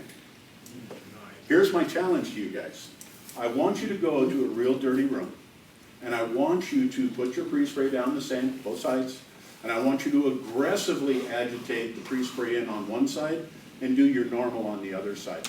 Then I want you to count the number of wand strokes it takes for you to clean each side. Because I promise you this, I've proven it in testing. You will cut 1/3 of the time out of your job. You will cut 1/3 of the water out of your cleaning process. It's proven. This is how you increase your productivity. Lower your labor by increasing productivity. I'm sorry, and are you saying that encapsulation machine is what you use to do that? Okay. Or, and I'll go back to this, we were talking about this before. A bonnet can be used, a low-speed floor machine can be used with a brush. Having said that, there are a couple of mills out there right now that are saying if you put a bonnet or a brush, even a Cymex machine on my carpet fiber, you will void the warranty. All right. The only one right now that I have a technical bulletin that states this is from Canvas Mills. Shaw, Mohawk, a lot of the other big mills are really afraid of coming out with this strong language. They've talked about it for a long time. But they realize that the majority of their commercial carpet that's out there on the market today is being bonnet cleaned every single night. And if they start doing that, then they're gonna pull carpet out of buildings left and right. So their language has been very quiet on this. They haven't really come out strong against it. The concern with this process is, with that low-speed floor machine, is I'm de-twisting fiber bundles. On a cut pile carpet, I need to be very concerned about that. Low-loop commercial, I'm not so concerned about it, but I will share with you, I did an inspection for a large company up in Seattle. Janitorial company that I worked with took over this account. And he goes, Pat, I go in even with water, and I put water on the carpet and it turns brown immediately. And I mean a dark, dark brown. So I went out with one of the best cleaning methods I could think of in hot water extraction. All the correct chemistry, anti-wicking agents, put air movers down, I mean, did everything perfect that would stop residual browning from happening. And he called me the next morning and goes, man, I gotta tell you how bad this carpet looks. It is terrible, you know. Now, being a rep and going out and doing a demo and have everything go wrong, just is really cool feeling, by the way. But what we need to understand is there was so much in doing some inspection and inspections, we found out the company that had been cleaning this carpet, the carpet was 11 years old, and it had been bonded cleaned weekly for 11 years and never hot water extracted. There was so much polymer stuck in that carpet that that residue all by itself was causing browning. All right, so it was actually a Canvas Mills carpet. And they came out and cut a piece of it and went back and did their testing on it. Yeah, I have an experience that they called me, it was a business. They called me, janitorial services, they used to clean the carpet. When I got there, I looked at the carpet, the traffic, and tell them what can happen. So the thing is, when I clean it, boom, boom, boom, I do the bonnet after that, so, and then when I dumped the water, it came out like pee. And I said, what the fuck? And then I knew it, that carpet, it would come out, 50% of it, and it was true. They called me next morning and they said, you know what happens to you? I know I got the negative point. Right. But they, well, here's the rule of thumb. the carpet. And we'll talk about encapsulation cleaning today when we talk about our process for maintenance. The rule of thumb in encapsulation cleaning is 3 times encap cleaning, 1 time hot water extraction. You have to rinse that polymer out of there because it will start attracting soil, just like if you spilled a Coke on the carpet. It will attract soil all by itself. All right, so we'll talk about that today too. But when we talk about this, we're going to talk about what we call our cleaning pipe. Yeah, but when you do encapsulation cleaning, sometimes it looks better than when you use the structure machine. And I'll explain to you why. Oh. Okay. So when we do encapsulation cleaning, we use oxygen, right? Oxygen in it? Yeah. Yeah, we can. Yes, and I'll talk about that too. Okay. Excuse me, what is CRB? Counter rotating brush machine. Do you affect, and do you think that some fibers may not be suitable that will take the fiber out of the carpet in some cases? No, because the brushes aren't that aggressive. Okay. Most of your CRB machines can come with 3 select brushes, 1 for tile and grout, 1 for commercial carpet, 1 real soft one. Okay. But the CRB machines actually work as a pile lifter for fibers, and the mills are actually saying that a CRB machine is acceptable on their fibers. Yes, on my agitator, I have. Is this your like, wife or the machine that you use? Both. Just checking. I have I believe 5 settings on the side that adjusts to it. Right. And I try to explain to my crew that, listen, we want to just rub up against it. Just cause agitation. Yeah. They seem to think that dropping it all the way down. It's like we vacuum. Yeah. No, I mean, and again, it's like how much pre-spray is enough. Right. You know, we have this thing in our mind that tells us we have to get really aggressive on it. All right, but we'll talk about that in just a minute. So here's what we need to understand about pre-spray. How important is it? It's the biggest thing you're gonna do. Now, I'll tell you what, I've shared, I don't know how many classes I've done in 12 years, but I inevitably will run into somebody that pre-sprays with a 4-to-1 ammonia mixture and rinses with a 4-to-1 vinegar mixture, because he doesn't wanna pay for the chemistry. But he's also the guy out there that's cleaning residential carpet for about 6 cents a square foot. All right, so again, how much does it cost him to clean carpets? 10 to 14. All right, is he making any money? All right, and you know what? Every town has those kind of guys, and I call them one and dones.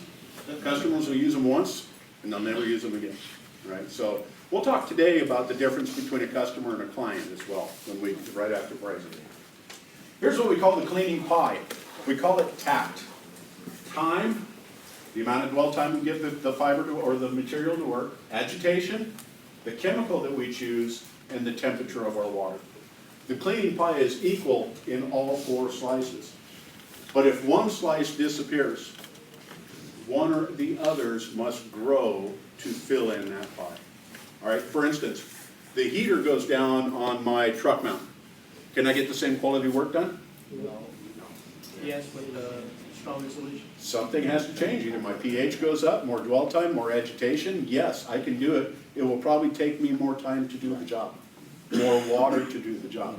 But the cleaning pie has to change according to what is missing. All right? So, most important part of cleaning, period, soil suspension or your pre-spray. Right? That's what we need to understand. And if anything, I want you to get that out of this class, because this is what does your cleaning for you. All right? So when we talk about the next thing, soil extraction, what does this mean? How does pre-spray work? Let's go through mechanics. I apply a detergent solution to the carpet. I agitate it. I break the bond the soil has with the fiber. I surround it in a soap bubble. That soap bubble is now sitting there waiting for me to do what? Extract it. All right, that's all I need to do. I need to come in with water and pop that bubble and take the detergent residue in the soil away. My wand is not designed to clean the carpet. It's designed to extract the soil that I've already suspended, period. All right, if you guys get anything out of this class, get that, because it makes your jobs go faster. Choose the right pre-spray for the right fiber, for the right soil. All right, that's what we need to understand. Alter our chemistry according to the soil load. So if we think about what an extraction tool does, can a terry cloth towel be an extraction tool? Yeah. It's going to extract some soil, right? Probably not the maximum amount. All right, in encapsulation cleaning, is my upright vacuum an extraction tool? All right, all an extraction tool does is what? Extract soil that I've already suspended. It's not designed to suspend soil, it's not designed to clean soil, it's not designed to take soil away. All right, that's what extraction is all about. All right, so that's what we need to remember. Are we learning anything today, by the way? Sure. Yes. Okay, how cool is pH? Very good. All right, getting the carpet dry. How many of you install air movers to help the carpet dry? All the time. Okay. There's a lot of different air movers we can use. All right. We've got the dry pod. I don't know if you guys have seen these little teeny axial fans, downforce fans. They're about $160 a piece. You can stack 6 of these in the corner of your van and not take up any room at all. And when I clean one room, I slap one of these in the middle of that room. This will clean or dry a 9-foot circumference around that machine, the way it's louvered. All right. So these are really cool. And here's what's really great when I put those in. How many times do I hear customers say, well, what are you doing? Well, I'm installing an air mover. Well, I don't think I've ever seen that before. Can I charge more for that? Sure. Not charging more for the air mover, but for my image. All right, we'll talk a lot about image today as well. Now, I will tell you, be real careful with these types of air movers. They have a ton of static pressure and CFM, and I can tell you they can blow lamps off of end tables, knickknacks off of coffee tables, and I can also tell you that they will blow an antique mirror right off a fireplace hearth while evacuating all the ashes out of said hearth. Now, I may or may not have experienced that. Pay attention to where you're pointing those, all right? Does this dry the carpet before you leave? No. Does it expedite your drying process? Yes. All right? So, here's the rule of thumb. There's a lot of people out there who say, you know what, I'm gonna come do a hot water extraction on your carpet, it'll be dry in 2 to 3 hours. 6 to 8 hours, never to exceed 24. If I do my pre-spray and my extraction correctly, and all my equipment is working correctly, 6 to 8 hours is when that carpet should be dry. If you tab and block all the furniture, make sure you tell the customer carpet should be dry in 6 to 8 hours. Please do not remove any blocks or tabs for at least 24 hours. All right, because here's what's happening. People are telling people it'll be dry in 2 to 3 hours. They're pulling those blocks and tabs in 2 to 3 hours. What's happening? Furniture stains everywhere. And whose fault is that? Not the customer. How long it takes, if you do, like a living room, and it's a raining day like right now, and all the windows, you can open the window, you can open, you use your right, pre-spray and, your dry cleaning, how long the carpet is gonna take to dry in a raining day like this? With all the windows closed and all doors are closed. All right, let's go through some physics real quick. I clean the carpets. Am I raising the relative humidity inside the house to 100%? Yes. All right. Let's say outside it's raining just like it is now, and let's say it's 70 degrees outside, which it's not today. Sometimes it is, right? All right. In here, we're sitting at what, 60-something? 100% relative humidity, 60, say 8 degrees inside, but it's 70+ degrees outside and it's raining. Should I open doors and windows? No. Why? Just because it's raining outside doesn't mean it's 100% humidity. It really does not. But here's the rule that you need to understand. If it's warmer outside than it is inside, this moisture is going to travel to that warm air. Because warm air has a capability of holding more moisture than colder air does. All right, now I'm not advocating you pop all the doors and windows open. But if I've raised this relative humidity to 100% and I open a couple of windows for 10 minutes, I'm doing what I call burping the structure.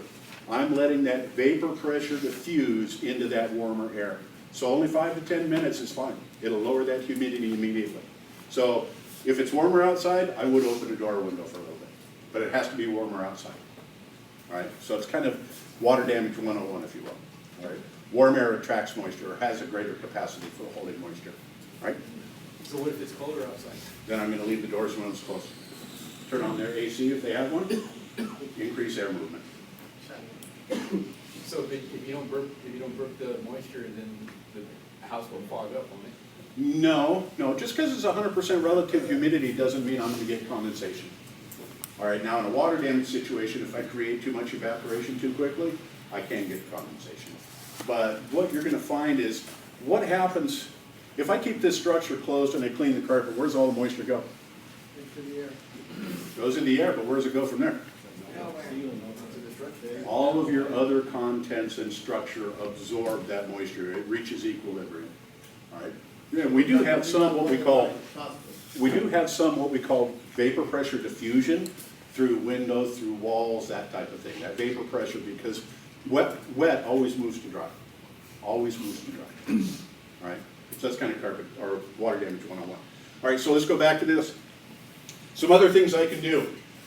More hot water extraction strokes. Here's a great rule of thumb. For every 1 stroke I do with my trigger on, 2 strokes with my trigger off. Everybody understand what I'm talking about? Yes. All right, 2 to 1 extraction. What does that do? Gets a lot more water out of there. Here's the rule, guys. The rule of thumb is this. It is 1,200 times faster to mechanically move water out of carpet through vacuuming than it is to depend on evaporation. 1,200 times faster. So if I do a couple extra wand strokes dry, is that going to help dry it? Sure. All right, pay attention to it. Let's start talking about some of our equipment. Hoses. Are your hose cuffs whistling? You know what I mean by that? Yep. All right, if they're whistling, what am I losing? Vacuum efficiency. How about your filters? Your filter on your truck mount, your filter on your portable. How often should I clean it? Every job. Every job. If you're running a truck mount and you don't have an inline filter, get one. It's a lot easier than crawling inside that van and cleaning that filter up. And it's a great sales tool for your customer too. You put it right by their front door and they get to see all that dirt being trapped in there, all right? Clean your filters, check your hose cuffs. Here's something you probably don't know. If you clean carpet every single day with your wand, change your jets out every 6 months. Because most people don't do it. And what ends up happening is we're putting that hot water through pressure through that ferrous metal, and it is increasing the size of that opening time after time after time. So get the jets made for your wand. There's a lot of good information on that jet. It tells you how many gallons per minute, that's the first number, and what the fan spray is, that's the second number on it. Use the jets made for your wand, all right? Now let's talk a little safety real quick. I don't care whether you're using a portable with a hose or a truck mount with a hose. I want a tool attached to that hose at all times while that unit is running. There's been cases where children have come over and picked it up, popped their eardrums, pulled their eyeball out of socket because it makes really cool noise. They've been watching you use it all day. They're very interested in it. All right? So rule of thumb, keep something attached to that hose. I'll share a story with you that kind of enlightened me to this. Cleaning this residential carpet, I'm changing from my wand to my stair tool to do a set of stairs. So I take my wand off, I go over and I lay it on the floor. This is just a great rule of thumb. Should I lean it against the wall? No. Never. Lay it on the floor. All right? Okay. So I step across the hose to go get my stair tool. You ever heard anything go down your vacuum hose? It makes a very distinct noise. Kind of goes boom. Maybe a blanket. And the hose goes like that. All right. So I step across, I hear boom, boom. And the lady walks in. She says, "Have you seen our kitten?" No.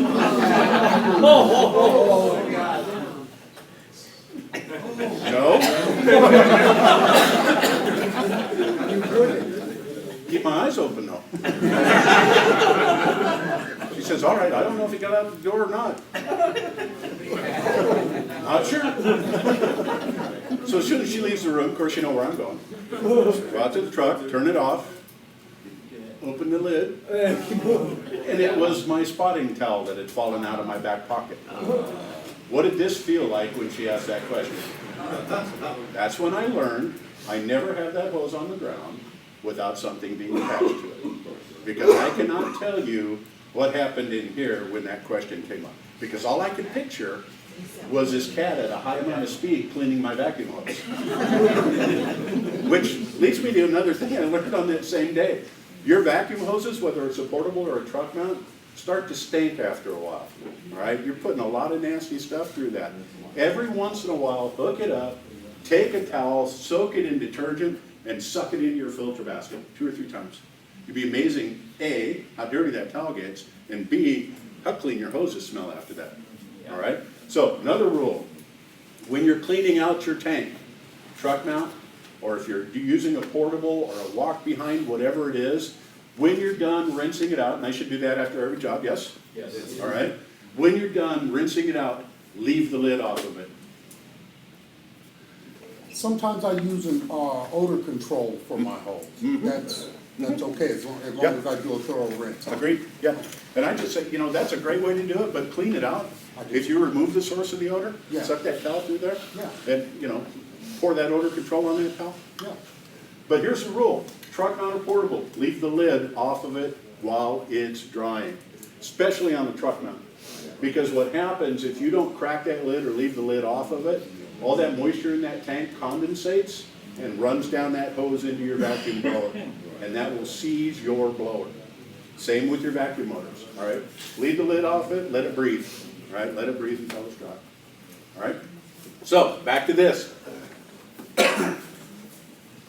What's this key? What does this do? Helps it dry faster, right? Have we learned ways today to do this? Yes. All right, that's the most important thing I want you to get out of this. Use less water, cut your cleaning time down by using the right process and the right chemistry. All right? And last but not least, finishing and grooming. Should I groom every wool carpet that I clean? Should I groom every cut pile carpet that I clean? All right?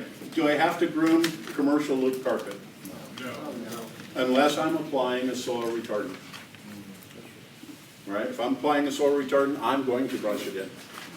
All right? So I should groom every carpet. Now I will share a story with you. I had a customer that became a client, we'll talk about this today, that I think was on the board of the 2% club, but she paid really good money and she had me clean her carpets every 6 months. All right? She loved what we call that dragon's tooth mark, your wand marks in the carpet. She loved the symmetry of it. Now, if you've cleaned long enough, you know what I'm talking about, because you begin to perform this perfect box as you go across the room. And when you're done, it's all symmetrical.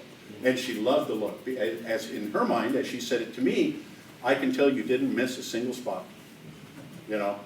I said, well, I normally groom those out. No, you know what? I like the way that looks. I'm thinking, okay. First time I went on vacation and one of my technicians went out and did it, he groomed it. You know what he had to do? He had to do it all. I guess I should have told him, but I didn't know she was going to call. All right. So should I groom everything? Yes. Yes. All right. Real important. All right. So everybody here has a complete understanding of pH. Anybody know what pH means?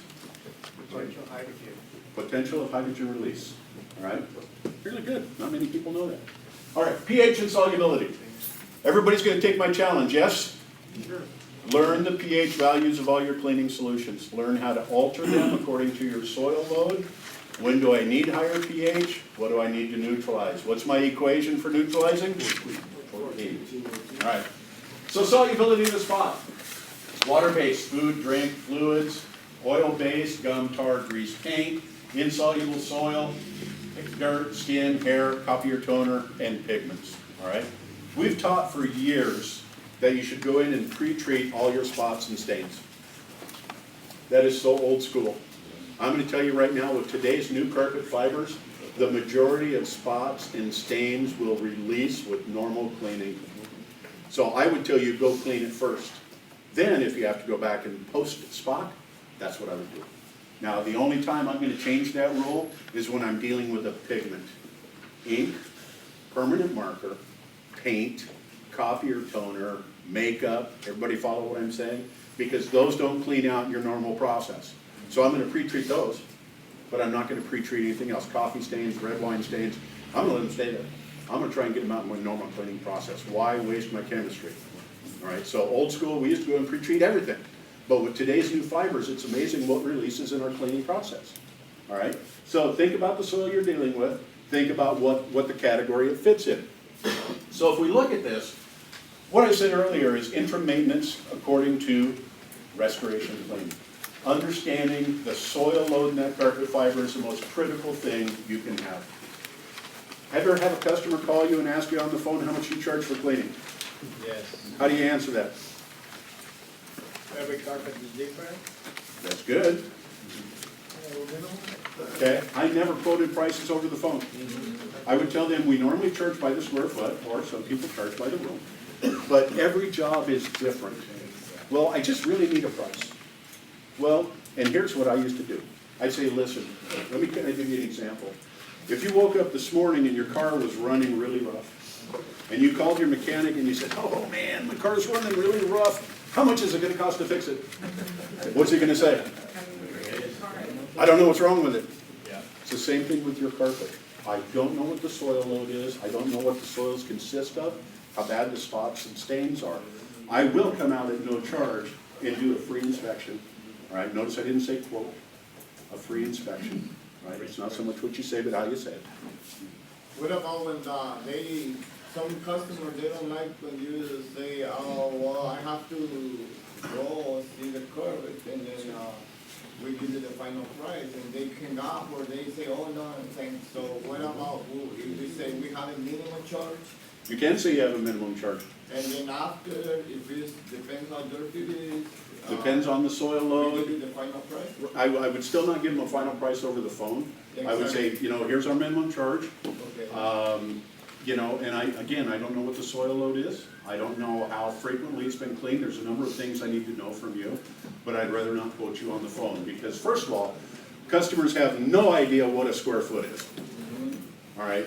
Yeah, I've got 900 square feet. You get out there and it's 2,000. Well, you just quoted them for 900 square feet, and they're gonna hold you to that price. All right? So let's say I get out to the customer's house and I give them a price. And they look at it and they say, wow, that's too expensive. How do I respond to that? Walk out. I'm gonna do something else. How would you respond to it? Build value. Try and build value. But first of all, let me ask you guys this question. What business are you in? People business? Who said that? Profit, he says. Service? Profit?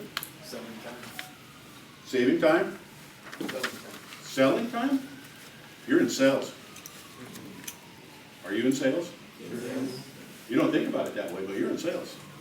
What is a salesman's job? Sell the job. Overcome objections, close the sale. Right? When they say it's too expensive, what are they telling me? There's something they don't understand yet. There's something they don't understand, and I don't know what that information is. So here's what I'm going to teach you. Anytime somebody says you are too expensive, ask a question back. I'd be interested to know, what do you mean by too expensive? Learn that. Because now they're going to bring that objection correctly and directly to you. And now you can qualify and quantify that objection and close the sale. But when they say that, they're not saying they don't want you to do the job, or they already kicked you out, right? They're just saying, I don't understand yet. All right, so learn to ask a question back. It's just like the same thing with people that call up and say, do you offer green cleaning? You guys get that down here? Yeah. Okay. Do you know what they're asking you? Not really. People lump so much stuff into green cleaning. So I would use that same question scenario. I'd be interested, what do you mean by green cleaning? Because they may say, well, I'm hypersensitive to odors. Is that green? It has nothing to do with green. My son suffers severe allergies. Is that green? But these are the things you're going to hear from people because they lump so much into that green thing. All right. I'm from Washington State. I know about green. We got a lot of tree huggers up there. All right. So it's absolutely amazing what they lump into this green thing. Now you can say we do offer green cleaning services, right? Because if you have green chemistry, you know you can use green chemistry. But are you a green cleaning company?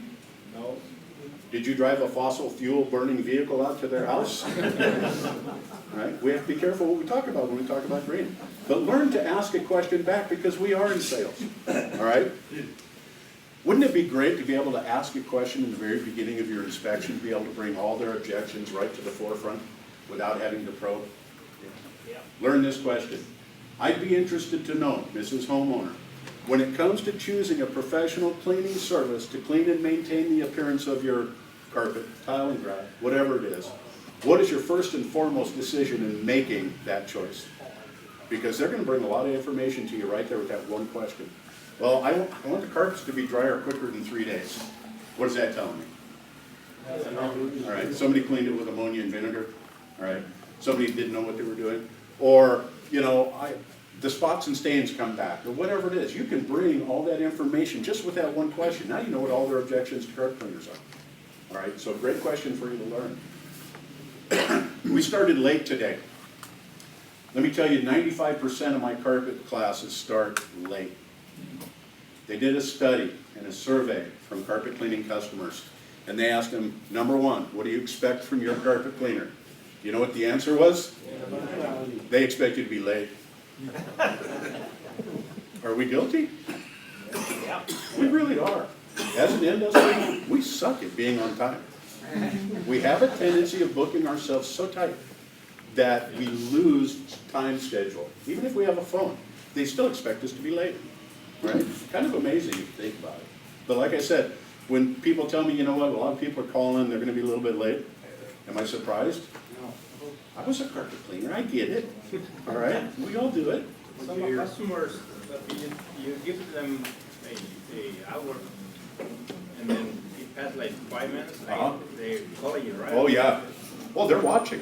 Yeah. They're watching. I mean, if you tell them you're going to be there between 10 and 11, At a quarter tell, are they watching? Yeah. And they're watching clear till about 10:15, 11:15, and if you're not there, are they concerned? Yes. Sorry, I'm never late. Bless your heart. I will tell you, there are companies out there that are never late. My son, who's 26, went to work the other day. He's an IT guy. And his boss looked at me and goes, you know, I gotta tell you something. He says, I'm really impressed. You're always here early. You're never late. And he goes, my dad drilled into my head, if you're not 15 minutes early, you're late. If you're on time, you're really late. All right? If we could all adopt that and not hook ourselves so tight, it'd be amazing. But most carpet cleaners are always late. All right? I think back, and this is how long ago it was, guys, before we had these cool little things.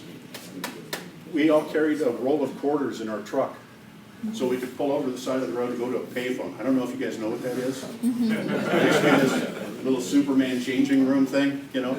But that's how we contacted our customers until we got that first big brick phone with the antenna that was this tall. Remember those days? All right. So we have amazing technology, but don't book yourself so tight. I will tell you, we gave a 2-hour window.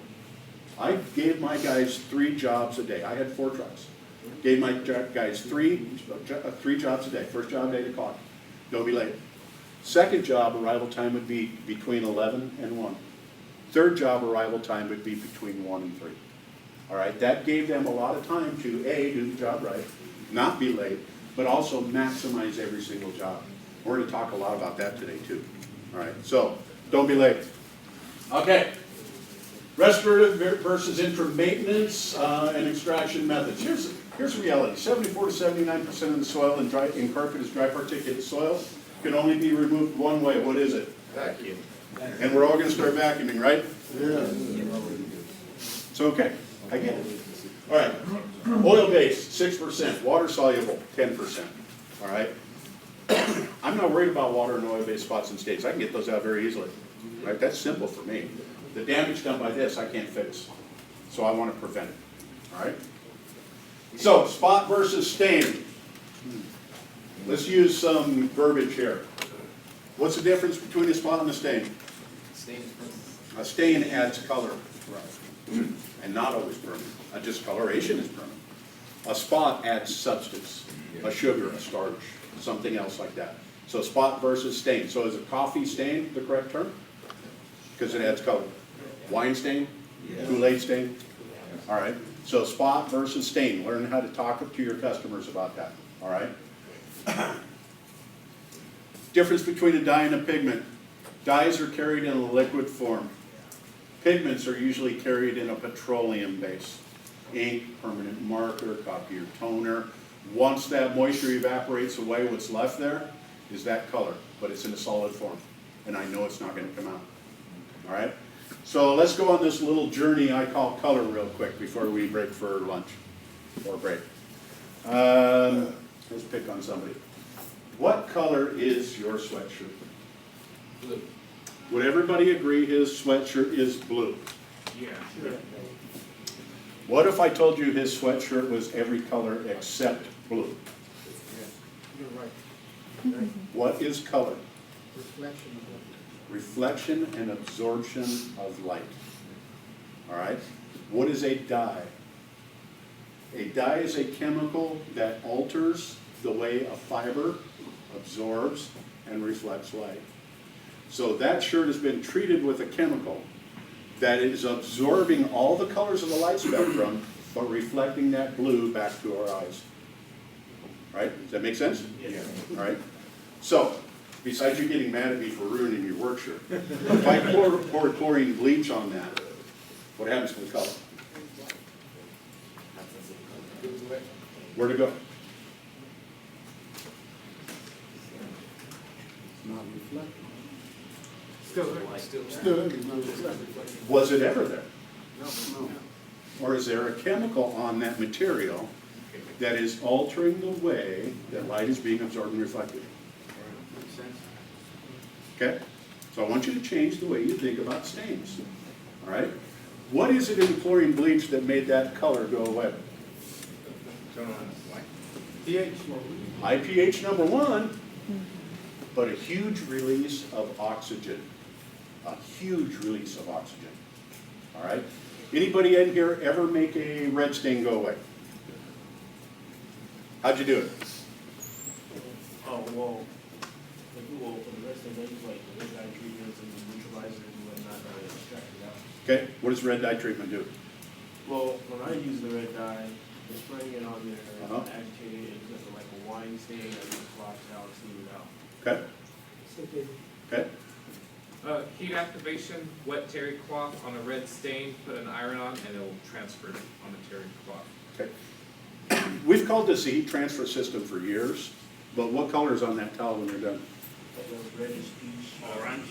Yellow. Normally yellow. Very seldom will you see red on it. So it's not really a heat transfer system. All right, but what we need to understand is this. We affect a dye by adding oxygen or taking oxygen away. The product that you guys were using is what we call a reducing agent. A reducing agent removes oxygen from that fiber. So by either removing or adding oxygen, we're neutralizing the chemical that's sitting there. The color's never really there, is it? Coffee, is it brown? Or is it carrying a chemical that alters the way that that liquid absorbs and reflects light? Red wine, same thing. Kool-Aid, same thing. There's a chemical there. You go to the store and you buy a package of red dye. Anybody know what I'm talking about? The little boxes of dye? If I bought their most vivid red and I opened it up, I look at the powder, it'd be a whitish pink. But I pour that in the water and it turns into this brilliant red. So if the powder wasn't red, what is it? It's a chemical that's altering the way that that water absorbs and reflects light. All right? Is this kind of cool so far? Yeah. Okay. You guys are going to become stain experts before we're done today. And here's what I want you guys to get out of this. Nothing gave me greater pleasure than going to a customer's house and taking a stain out of the carpet and hearing the customer say, I've had 4 cleaners in here that told me that was permanent. Did I just take that customer off the market? I am now the expert. All right? So here's what we need to understand. Each of you has, and I would tell you what, anybody here have a smartphone? No. If you guys want to take a picture of this, because you can hardly read this, I'll bring this slide up after class if you want to take a picture of this, because this tells you how to take care of all spots and stains. All right? So, man-made, here's your rule. Synthetic dyes. Give me an example of a synthetic dye. Man-made. Okay, Coca-Cola doesn't carry a real strong dye. Kool-Aid? Kool-Aid, fruit juice, sports drinks, any liquid that is not a naturally occurring color is a synthetic dye. All right? Rule of thumb, synthetic dye, use a reducing agent. All right? Organic-based dyes, naturally occurring dyes, use oxygen, add oxygen. All right? So on this page where you see this, I want you to write this down. O for O. The letter O, the word for, F-O-R, and the letter O. Oxidize organic dyes. The next one I want you to do is put S, the word for, and S. Reducing agents are known as color strippers. So S for S stands for strip synthetic dyes. SS. S for S. O for O, S for S. All right, so let's do some CSI work. Mrs. Homeowner, what is it? Oh, it's coffee. What else do I need to know? What have you done? How long? What have you done to it? How long has it been there? Hello? What else do I need to know? Did it have cream and sugar in it? Does that change anything a little bit? Sure. Okay, good question. What else do I need to know? What have you used on it? What have you used on it? Nothing, haven't touched it. Okay? You can't look right at them and say you're lying to me. You know they are. You can't say it. All right. So, how about this question? Regular or decaf? Same. They're not the same. In order to remove caffeine from the coffee bean, they bleach it. That removes the caffeine. Then they add a synthetic dye back to it. So now it is not an organic dye. Ask good questions, all right? Here's another one that I always ask. This is really cool for later on today. Do you know if this carpet had been treated with a soil retardant prior to the stain happening? Does that start something in their mind? It's kind of a pre-sale question. Do you know if this carpet had been treated with a soil retardant? You can say, if you use Scotchgard, you can say Scotchgard. If you use Teflon, you can say Teflon, all right? Because I'm selling something without even selling it yet. Kind of get that wheel turning in their mind. All right, so red wine, O or S? Oxidizer, okay? Use oxidizer, naturally occurring organic. Kool-Aid? S. Fruit drink? Fruit juice? O. Did you know they only have to have 10% of the natural juice in there to call it fruit juice? I'm guessing S. Okay. Wine that comes from a box? S. Usually an ale-based product with a synthetic dye in it. All right, now you can't really ask them, do you drink the good stuff? You know? But and you don't want to look at them and say, do they have a screw top cap? I mean, but use your CSI skills a little bit. All right, so I'm in a commercial building. There's nobody there for me to ask. Probably nobody knows. I'm looking at what I assume is a coffee stain. All right, I can't ask anybody. I can't really look at it and tell because the colors are almost identical. Here's what I'm going to teach you. If you don't know what it is, start with your oxidizer. If you don't know what it is, start with your oxidizer. Put it down, give it 10 to 15 minutes of dwell time. Okay? Go do something else. Don't stare at it for 10 to 15 minutes. Go do something else. Come back in 10 to 15 minutes. Am I making progress? Is it going away? Okay? I picked the right product. I'm good. All right? If it hasn't changed at all, what is it telling me? It's probably decaf coffee. All right? So what do I need to use now? My reducing agent, my synthetic stain remover. All right? But if this one works by adding oxygen and this one works by taking oxygen away, what happens if I put this one right on top of this one? They neutralize each other. Rinse in between. Rinse in between. Remove that extra oxygen molecule.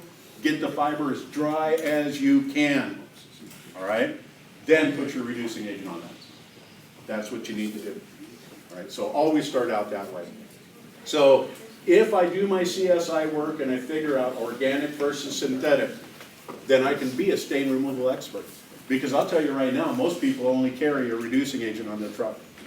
On that same page, I want you to write this down. If it has the word red in the name, it is a reducing agent. For some reason, every manufacturer has stayed on the same page on this. If it has the word red in the name, it's a reducing agent or a stripper. If it has the word stain in the name, it's an oxidizer. All right? Stain Magic, Stain One, Stain Rescue, Stain Exit. Everybody stayed on the same page. Red versus stain. Stain is an oxidizer, red is a reducer. Just remember, RED is the beginning of the word reducer. All right? Do I need both these products? Sure. Yeah, I do. I got to have them both. If I don't know what it is, how do I start? Oxidizer. Always start with the oxidizer. Rinse in between. All right? Some synthetic dye stains need a wet towel and an iron. I will tell you right now, if I'm taking on that wet towel and that iron and I'm taking it to the customer's carpet, am I going to talk to the customer before I do this process? Oh, yes. Because here's the reality, a reducing agent is not really intelligent. It doesn't know when to stop taking color out. And sometimes you can bleach the carpet with a reducing agent and an iron. All right? Here's the cool part though, let's think about the physics of this. If this product removes color by removing oxygen, and I remove some color out of the carpet fiber, is there anything I can do to bring that color back? Spray your oxidizer on it. Maybe 2 applications. Get that oxygen back in that fiber, and that color of that carpet will come back. Unfortunately, so will the stain. But it's better than the bleached area, all right? So, think about it for a minute. I can use my oxidizer as a reagent for a reducer. I cannot do it the other way around. Using oxygen is a permanent removal of color. Using a reducing agent can be temporary. Now we see this in a lot of situations where we have, say, a fire restoration, where they had a fire in the house and they put in an ozone generator. Anybody know what that is? It adds an extra oxygen molecule to everything, so it oxidizes or burns and degrades odors. They put this in there and all of a sudden they bring this ozone level up to a high parts per million, and we have little Kool-Aid stains start popping up all over the carpet that you couldn't see before. Explain it to me. Adding oxygen back to that stain. All right, does that make sense to everybody? Yes. So if we get a grip on this stain removal of adding oxygen or taking oxygen away, knowing what it is or knowing where to start, you do become the stain expert. All right? You will become a stain expert. And I'll tell you this, go get some cheap carpet, and I would recommend you get some, go dumpster diving if you want, get some used carpet, and put stains on it. And start testing this stuff for yourself. Watch how it's used. Don't go to the store and buy brand new carpet, all right? Because it's already got its stain proof on it. You're going to think you're a smoking stain remover because you can take it out with water. All right? So get some practice in, but learn what these products are and how they work. And you do become that stain expert. And that's the coolest thing. When you hear that customer say, wow, nobody's ever been able to get that out before. That's cool. All right? So that's what you guys need to get out of this more than anything. All right? So we have two products out on the market right now. One is called Red Exit. This is our line, our brand, Chem Spec. What is Red Exit? What does it do? It reduces. What does Stain Exit do? Anybody ever been to Yellowstone Park? Did you go by the sulfur pits? Was it hard to breathe? Yes. Okay. Can you tell me why? Well, the smell and also the humidity. The smell is abusive to us, but the sulfur absorbs oxygen. All of these reducing agents, their main ingredient is metabisulfite, which is a sulfur derivative. That's how we remove oxygen from that carpet fiber. All right, and that's why I bring up Yellowstone Park. And I did the same thing. I could hardly breathe while I was there, and I thought it was the same thing. Man, this rotten egg smell makes it really hard to breathe. But realized that it was low oxygen level in that area. All right? So if you understand these chemistries, we talk about an oxidizer. You need to understand this. All it is a peroxide, hydrogen peroxide. And the oxidizers are boosted with an alkaline accelerant. All right? So if you think you can go to the store and buy your own hydrogen peroxide and make the stains go away, it's missing two things. Number one, it doesn't have the alkaline accelerant. And number two, it doesn't have any surfactants in it. No detergents to basically let the product absorb. When you apply a small spot, how do you apply it? I like just dumping it or spray it? No, I don't want to dump it. I want to mist it on there. Okay. For a real small spot, something like this pipette or an eyedropper is really cool for a small spot. All right. Ideally, I'd only put it on the stain fibers, especially if I'm going to heat accelerate it, because if I have any bleaching, it's only where those stain fibers work and not this big area where I poured it on and sprayed it. So conserve your chemistry. Use it smartly. All right. Okay.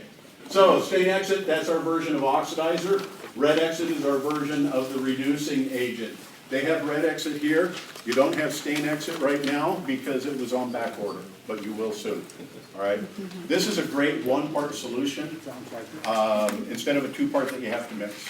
All right. I want to talk to you about the new kid on the block, Ink Exit. This is the only water-based ink stain remover that's on the market today. It is not solvent-based. The problem with the solvent-based is you put it on the carpet, where does gravity take it? Right to the backing. What do solvents do to backing? They delaminate it, or they warp it, or they bubble it. They take the glue right off the floor. All right? So being water-based, I can use this 10, 12, 14 times on a real stubborn spot or stain, and it comes out. I've never seen anything quicker on permanent marker than this. This is the coolest permanent marker removal you'll ever use. Here's the secret to it. Put a circle of the product around the outside of the stain before you do anything. Then go ahead and put it on the stain itself, agitate it really well. And I will tell you, I prefer to use a latex glove on my finger to agitate it rather than a spoon or spatula or a gum getter, because it's a lot less aggressive. And what I'm trying to do is massage that ink off of that fiber. Rinse thoroughly, just with water. I don't need detergent, I don't need anything else because it's water-based. Reapply, rework. The reason I put that ring around the outside is if that ink begins to spread, like most inks do, when you hit it with a solvent, once it touches that ring of ink exit, it will go no further. It will not attach itself to that fiber. All right, so always remember, start with that circle. But here's the coolest thing. You can't have many solvents down here in California. That's kind of why we developed this. And if you ever want to test this, get some of this.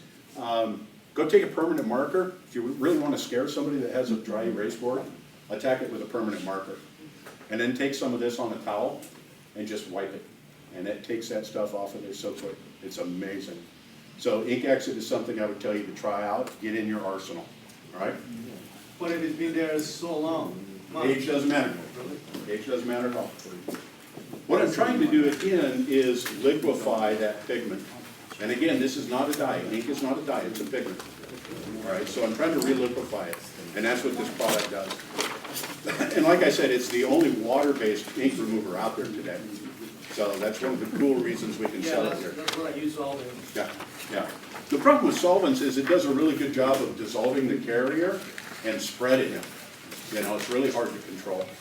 So I would tell you to get a hold of some of this and give it a shot. So, how are we doing time-wise? 11:45, you're perfect. You want to take a break, or? Yes. Okay, guys. I have a question. Okay. I think there's a little confusion because the flyer that I had said the class went till 11. Does anyone else?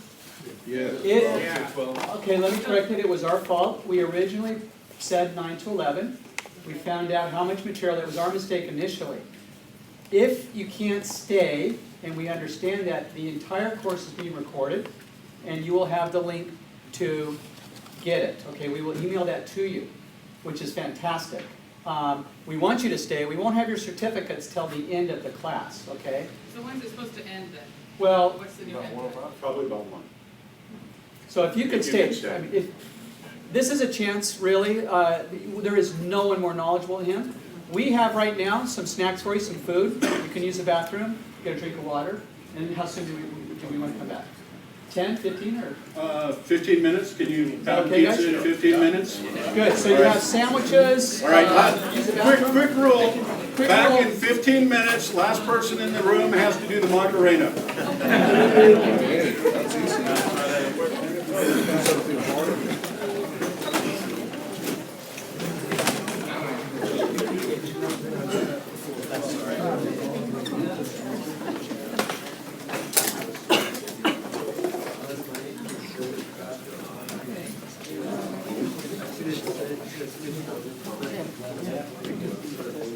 Sure.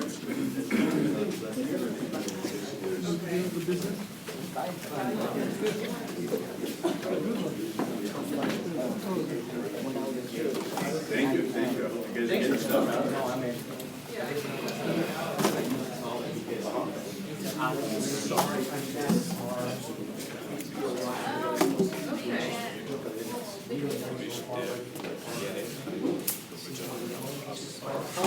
Yeah.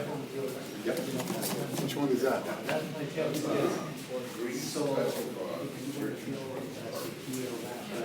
You don't want to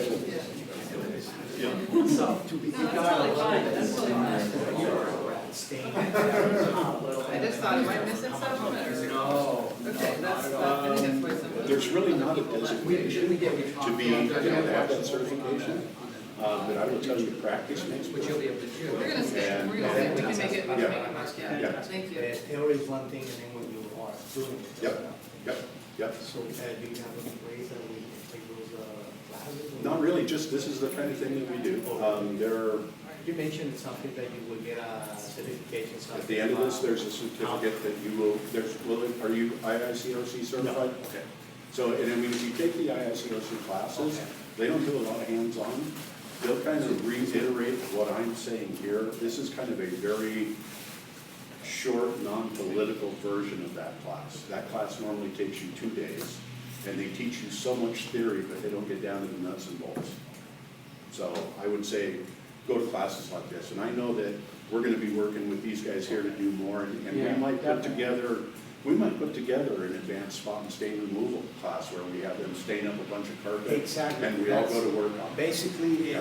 to me, it makes you, practice is why you get it right away. Totally. Because everything is notes and all that, and to become a professional, I would say it takes about 1 or 2 or 3 times, okay, I get it, but if, it's like, I do fluorine installation, all the jobs I learned from my employees. Yep. I got an employee, I know how to do sales, Right. but I said, let me see how you do that. Listen, Okay. listen, we had planned to do that here, see the carpet?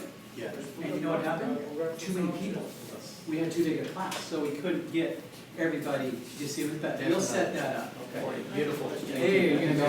No, I'm gonna stay for a minute. Okay, I wanted to say, thank you guys for doing this. Yeah, we can help you then. No, it's residential.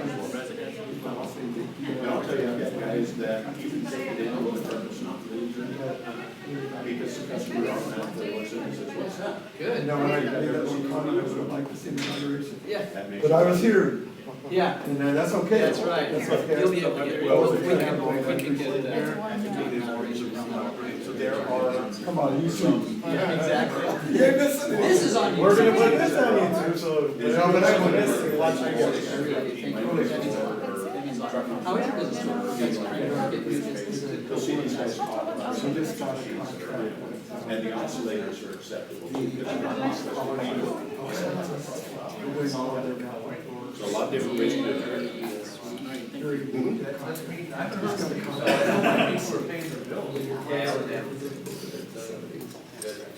All resident, you know, all our residents.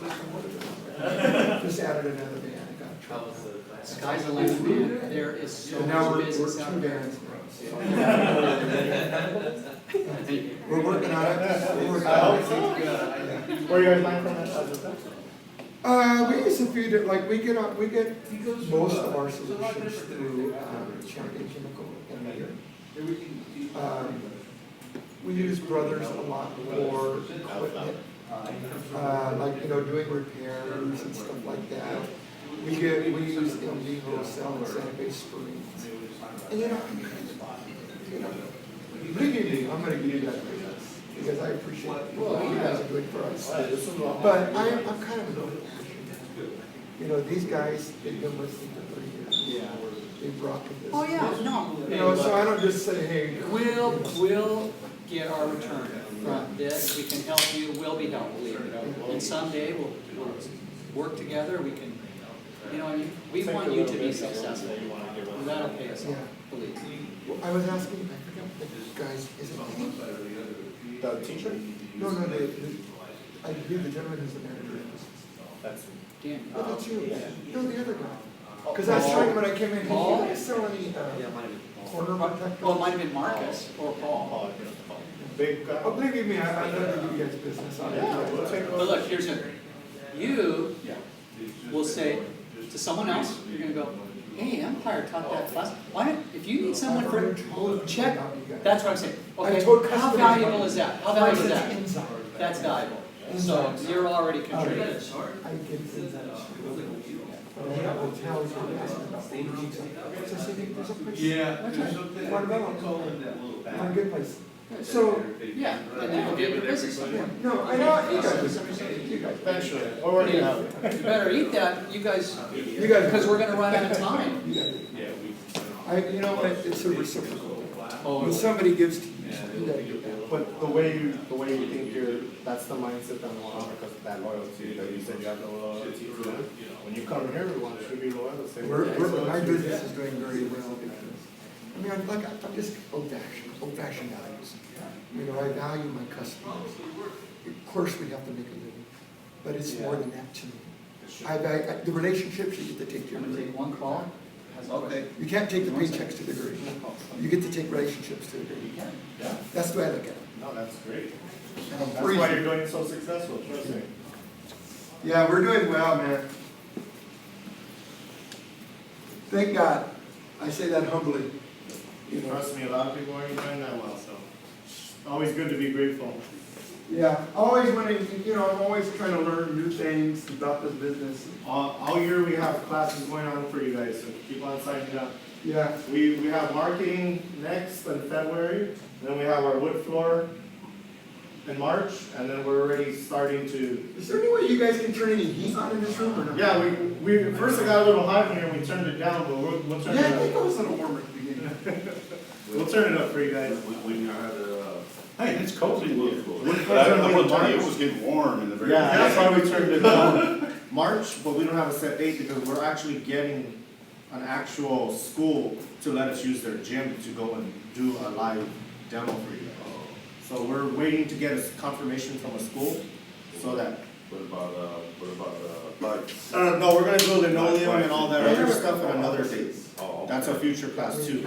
We're every month, every year this month, we're doing a different class. We're gonna do tile and grout, we're gonna do linoleum. Now, the reason, We just did a stone, offices, marble, we do extraction. we're gonna do concrete, The reason I did we're gonna do, encapsulation. we're doing carpet now. The And carpet has we're no gonna, nap. we're gonna switch I up don't- every I month, can't we're tell gonna you do what something I'm for you guys. I can't tell you what kind of carpet it is, other than it's just flat, nice carpet, really super thin glue. okay. The short My form, concern that is is my power stress cut. that might cause. We're gonna actually, it's on YouTube, we recorded it. Because again. So we're actually gonna send it to I don't you. get the. Okay. So you guys could review the class again, so if you missed something or you guys wanna go over something. So we're gonna be sending it, as long as we got your email or something, we're gonna send it to you. So everything you've got, And that's it's here, kind of a you guys weird will get it. carpet, because like, I know what you're saying, There's no, but when you you'll get step that. on it, there's.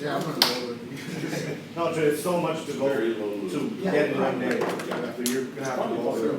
Yeah, So would you say maybe? We'll send it to you. you can understand my email, right? Yeah, Just, we'll again, go, under pressure. we'll go to the front, and we'll make sure you give us our email, we'll look at it again. Would you Can I say check that? that?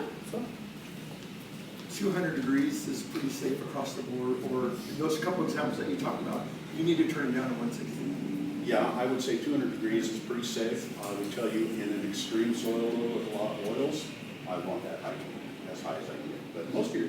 But 200 is pretty, I mean, because what we normally do across the board, we leave it at 200, 200 Truck degrees. mount. 200 degrees.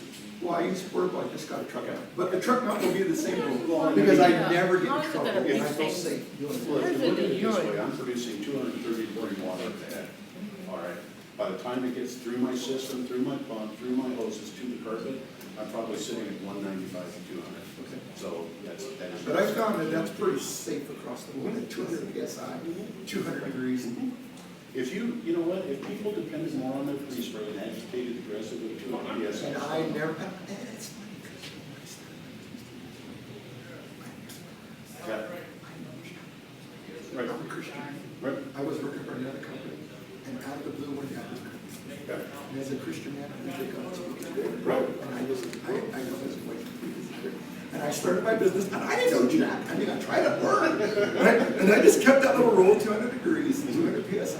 And I've never gotten a call saying the carpet's too wet. No, the carpet's jacked up. It's like, amazing.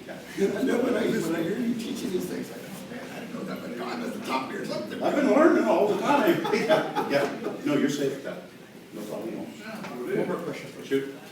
Oh, wait, you've already used your three. I've had this experience a couple of times. I heard you allude to this earlier. Cleaning the carpet, all of a sudden, an orange spot pops up. Or red, or blue. Right. Out of the blue, I mean, the rest of the carpet is beautiful. It's still pretty much red. Usually it's an ink that is at the base of the carpet or a water-based marker that's somebody's off the surface and liquefied it and pump up.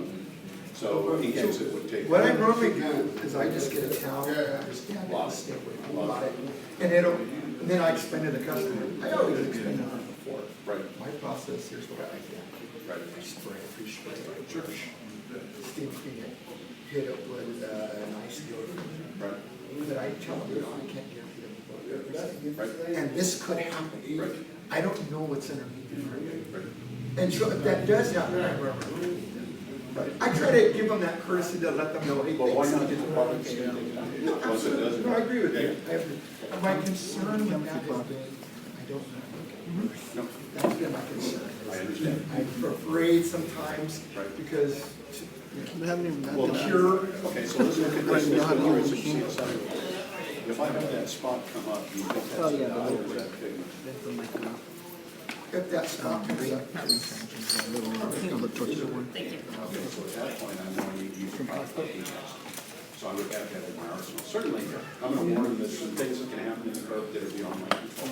But I don't want to paint that big dark picture where they start looking at me like, okay, look at this guy's all right. You know, a 6-page disclaimer on what can happen. no, I don't, I just bring it up, and they really appreciate that. They do.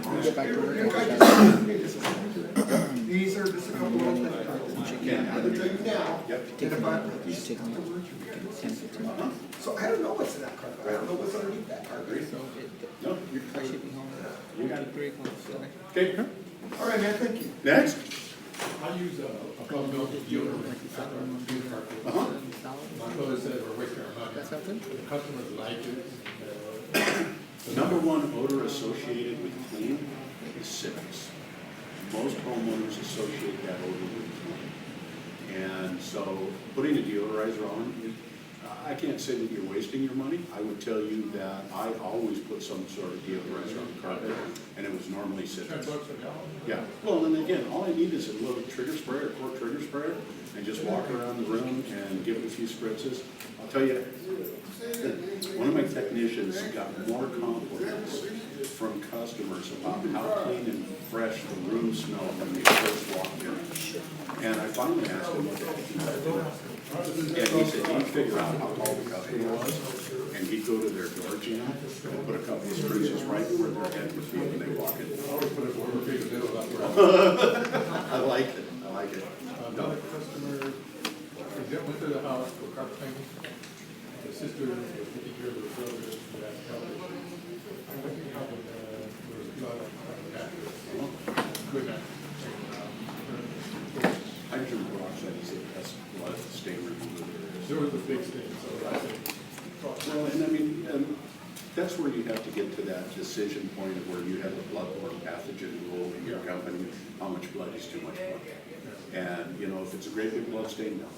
But I will tell you on carpets, upholstery, hydrogen peroxide, even what you buy in the store in the little brown bottle, is one of the best blood removers there is. The coolest part about it is, I don't know if you've ever put peroxide on a cut. Well, it kind of bubbles and froths a little bit, and that's what it'll do on the carpet as well. And when it stops frothing, all the blood's gone. So it's your indicator. On a natural carpet, Cool. Don't. Run. Run. Run. I will tell you, I got to the point where I didn't touch jute, I didn't touch hemp, I didn't touch sisal, I just said no. Because there's so many things that can go wrong. You can't really clean it safely with water. You can't really clean it safely with solvent. Because A, it browns, it stains, it turns colors, it rains, and I can't stop it. You call some of the top Oriental rug cleaners in the state and ask them how much it costs to clean a jute rug, and they're gonna tell you no, because they've replaced so many of them.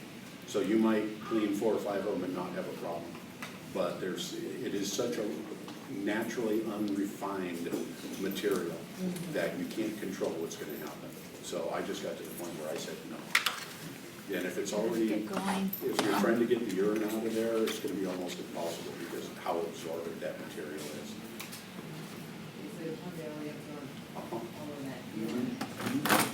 Tell them there is a special spotter that you can use. It's called special spotter number 5. So if you just cut that area out, you get rid of the odor.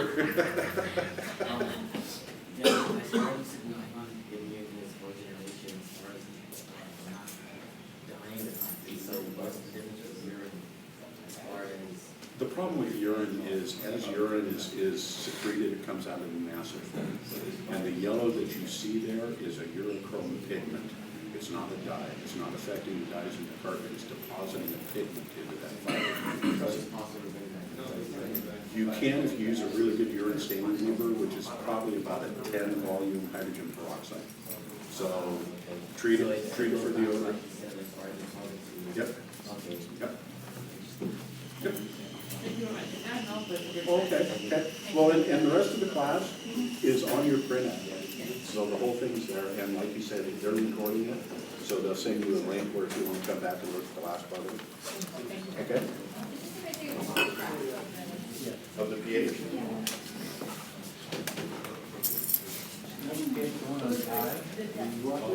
Yeah. That one. Yeah.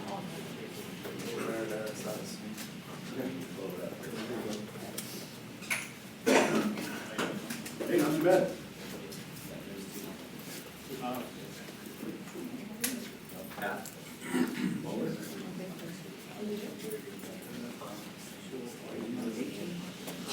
Am I right? I am in Lincoln, yes. Yep. Uh-huh. Yep.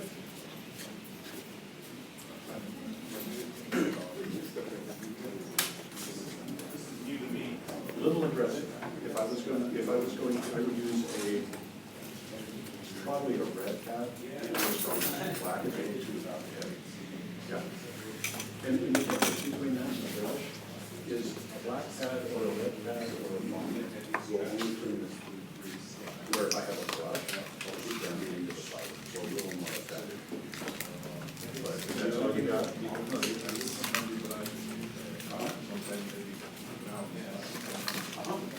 have to put something with you first.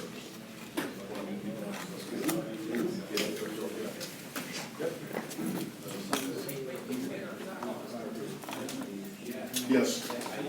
I love it.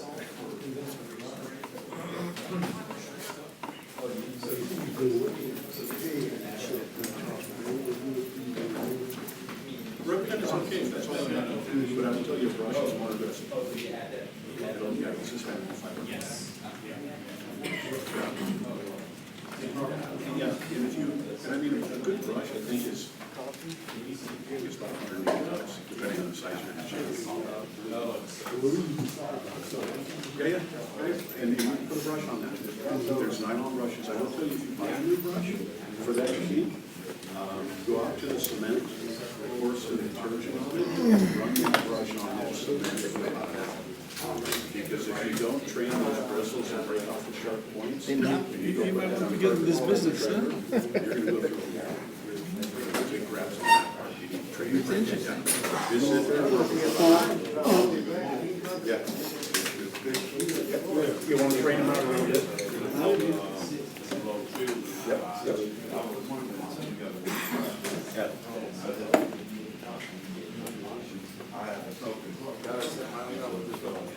Right. Get some lubrication down there. Yep. Yep. Yep. So did everybody get a picture of this so far? Okay. Thanks.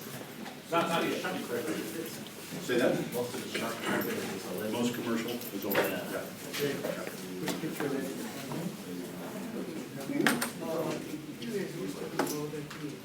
Uh-huh.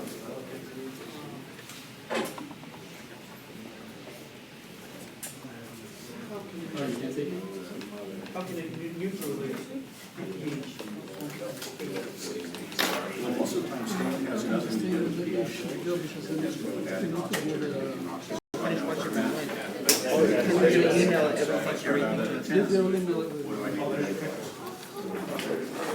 equation always equals 14. So if I start out with a 10, it's more like 10 plus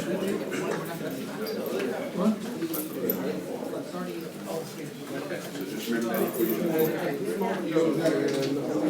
Yeah, well, I want to get it back to 7, but the math tells me that the equation is always going to equal 14. Yeah. So if I want to get back to 7, if I had 13, if I move that to a 7, I need to add something to that 13 and today it's 14.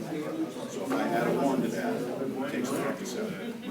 Okay, yeah, because that's my goal, is to get to 7. He was asking, do we have a full safe bond? No, because most polymers are not approved. That's what all the so there isn't a full safe.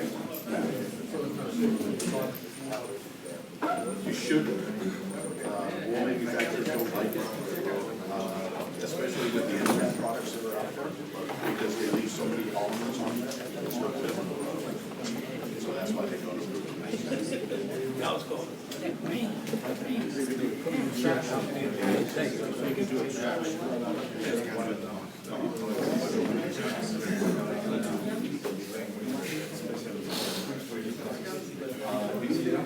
You got sandwiches or you? Good?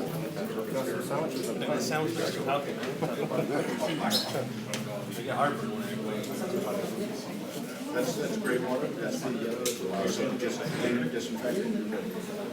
Pat's gotta go. The pad.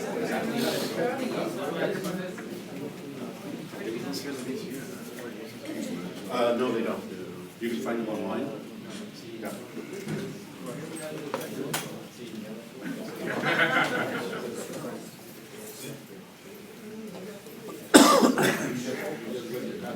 Uh-huh.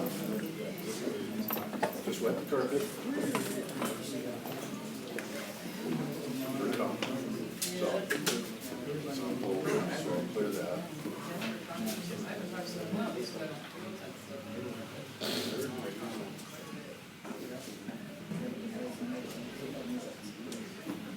So it's really Yeah.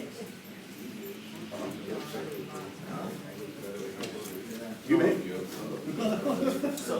No, I charge for pictures. Hey, diagram there, I had a shop practice, it got flooded Okay. at a school. And it was on there for like 2 days. I got most of the areas on the end where it gets stopped. I'm gonna get one myself. Extraction. I would extract first, but I would find a good urine stain remover that is a very strong hydrogen peroxide, and just go spray it on there lightly and buff it off. Because, yeah, because what you're looking at is not glue, believe it or not, it's just what got all around. So all I'm gonna do is use that extra oxygen to leave some of that away and use the bottom of that. That's what you say, just wet it and bring it out. Very little water, not even put water on it. No, just peroxide. Okay. The oneer? Anyway.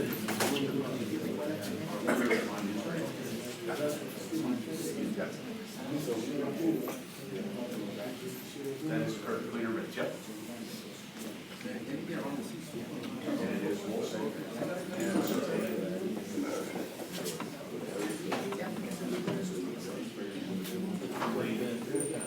There you go. All right, as we're all filtering back in, of course, a lot of carpet cleaners are late. Again, I'm not.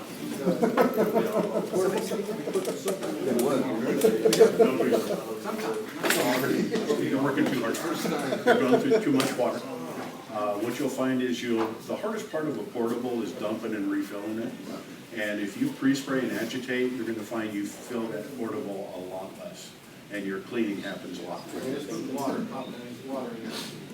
In the machine? No, I'm using a rinse. Yeah. So I would pre-spray with a good alkaline. And just so you all know, guys, in a perfect world, I'm going to pre-spray with an alkaline and rinse with an acid rinse. All right, because I want to neutralize the pH of the soil, right? We learned that today. But now I need to go back and neutralize the pH of my detergent and remove it. So a good acid rinse, like optimal rinse. Okay. So that it's 3 steps, No, basically? just pre-spray rinse. Okay, Yeah. all right, so no detergent formula 90 or? And when we talk about the cleaning guides that I gave you guys, I'll kind of go into this. Soil load dictates to me my choice of chemistry. So if I've got an extreme soil load, I'm going to pre-spray alkaline, rinse with alkaline. In reality, I should go back and neutralize that, but I'm not going to.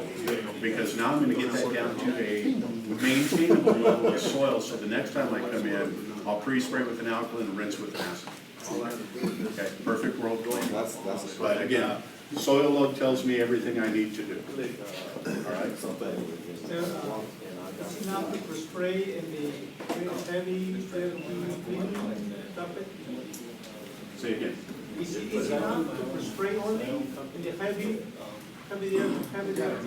Well, you've got a wrench, you've got to extract. So I have to put something in my extraction. So if it's a real heavy soil, I'm gonna use an alkaline rinse. If it's a medium to light soil, I'm gonna use an acid rinse. But it's, let's see, to do this job, it needs to scrub it. Yes. So you use the door machine to scrub Yes, it. yes. It makes your job easier. And I mean, I've had so many people say, well, I'm adding another 10 minutes to my job. You know that, what's the difference between shampoo? Nobody else did that. There's, so many people call what we do shampoo. And we'll talk about that when we get into cleaning methods here. We'll talk about what the difference is, so you understand what the difference in the process is. Okay? Question, I noticed that, like, they do really, really good when we shampoo the carpet. It brings the color back. And we use what is it, Roto? Rotovac. Yeah. That's your extraction. Yeah, so what is the shampoo? We haven't talked about shampoos at all. We will shortly. Yeah, in cleaning methods. Okay. Yeah, it's kind of old school. But we'll get back. Okay, we're gonna go ahead and get back into this. Everybody got a picture of this, right? All your information? Good.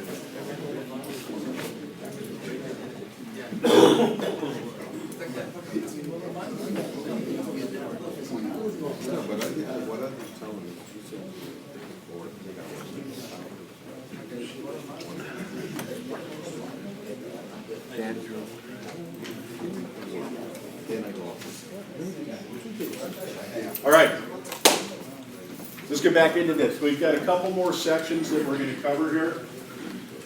This next section, we're going to talk about acceptable cleaning methods and what is out on the market today and what each one of them is for. So we're going to talk about dry compound cleaning. We're going to talk about rotary shampoo. We're going to talk about dry foam. We're going to talk about encapsulation cleaning. And we're going to talk about hot water extraction and where each one of them fits and how effective each one of them is.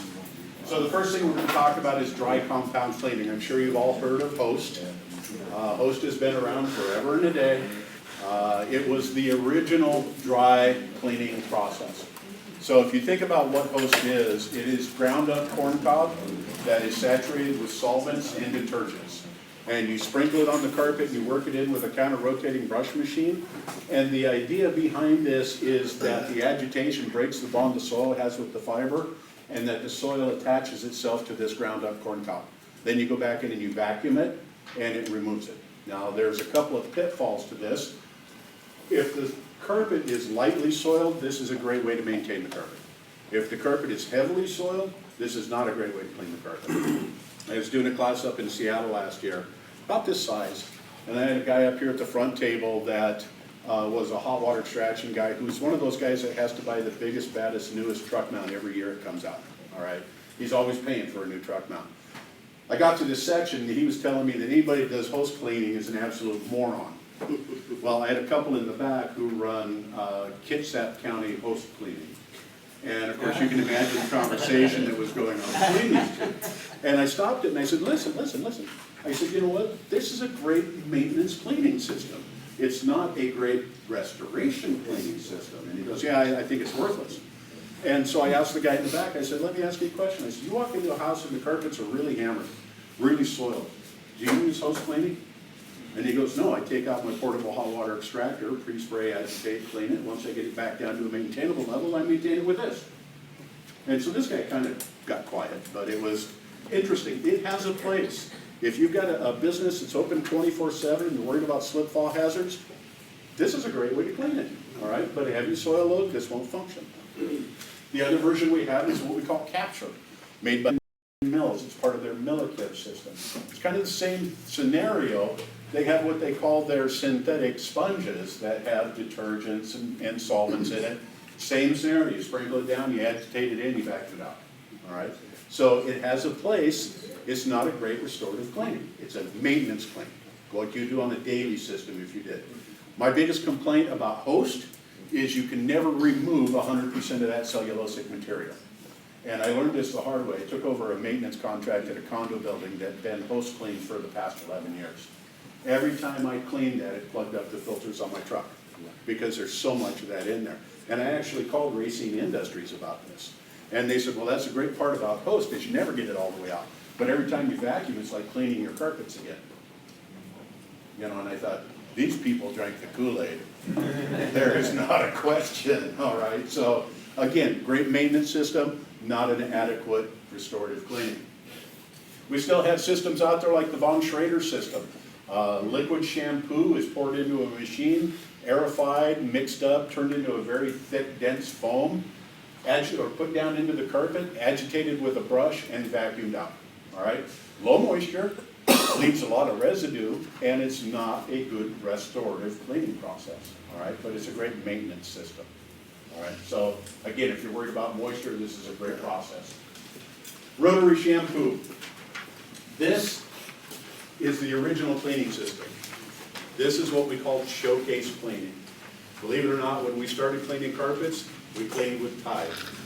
We would mix it up, spray it on the carpet, put it through the shampoo machine, agitate it in, and take a shop vac and vacuum it out. Boy, have we come a long way since then, all right? But rotary shampoo, the difference between shampooing and hot water extraction is that in shampooing, you're just going to go in and shampoo it and vacuum it out.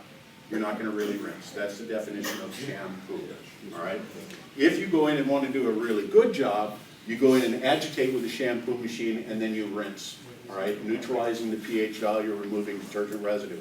Because if I don't remove detergent residue, what will happen? Resoils very quickly, all right? Because it's attracting soil, all right? So it's all in your method of pre-spraying, and it's all in language.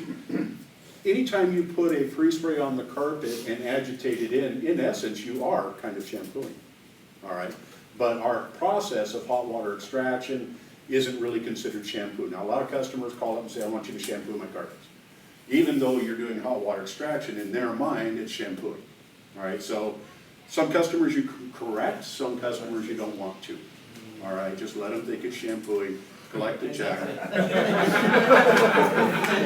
It's okay, all right? So others you might want to try and educate on, you know.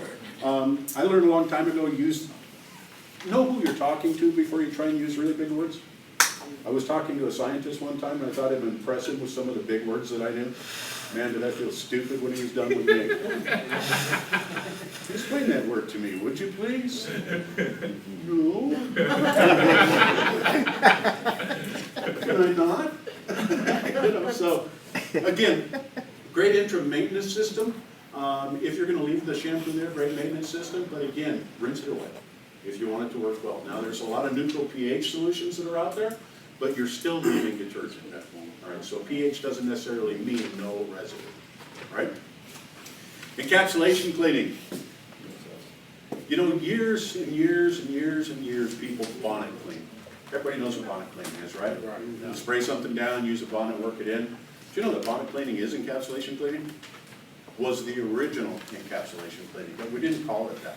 So now that we're moving away from bonnets and going more to CRBs, they started changing the name over to encapsulation, all right?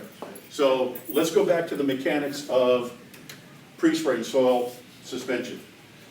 Add a solution, agitate it, break the bond the soil has with the fiber, surround it in a soap bubble. When I'm doing hot water extraction, how do I make this go away? With my wand, all right? In encapsulation cleaning, the physics and the mechanics are all the same. Apply a solution, agitate it, break the bond the soil has with the fiber, surround it in a soap bubble. The polymers in this encapsulation product dry very quickly, usually within 30 to 45 minutes, and they turn very brittle. Now when I come back with an upright vacuum with an agitation system, it shatters that crystal, gives the crystal and the soil up to the vacuum. So the mechanics are the same, but here's the benefits of encapsulation cleaning. That carpet should be dry no longer than 45 minutes. If it takes longer than 45 minutes to dry, you put down too much product, all right? Usually 30 to 45 minutes and it's totally dry.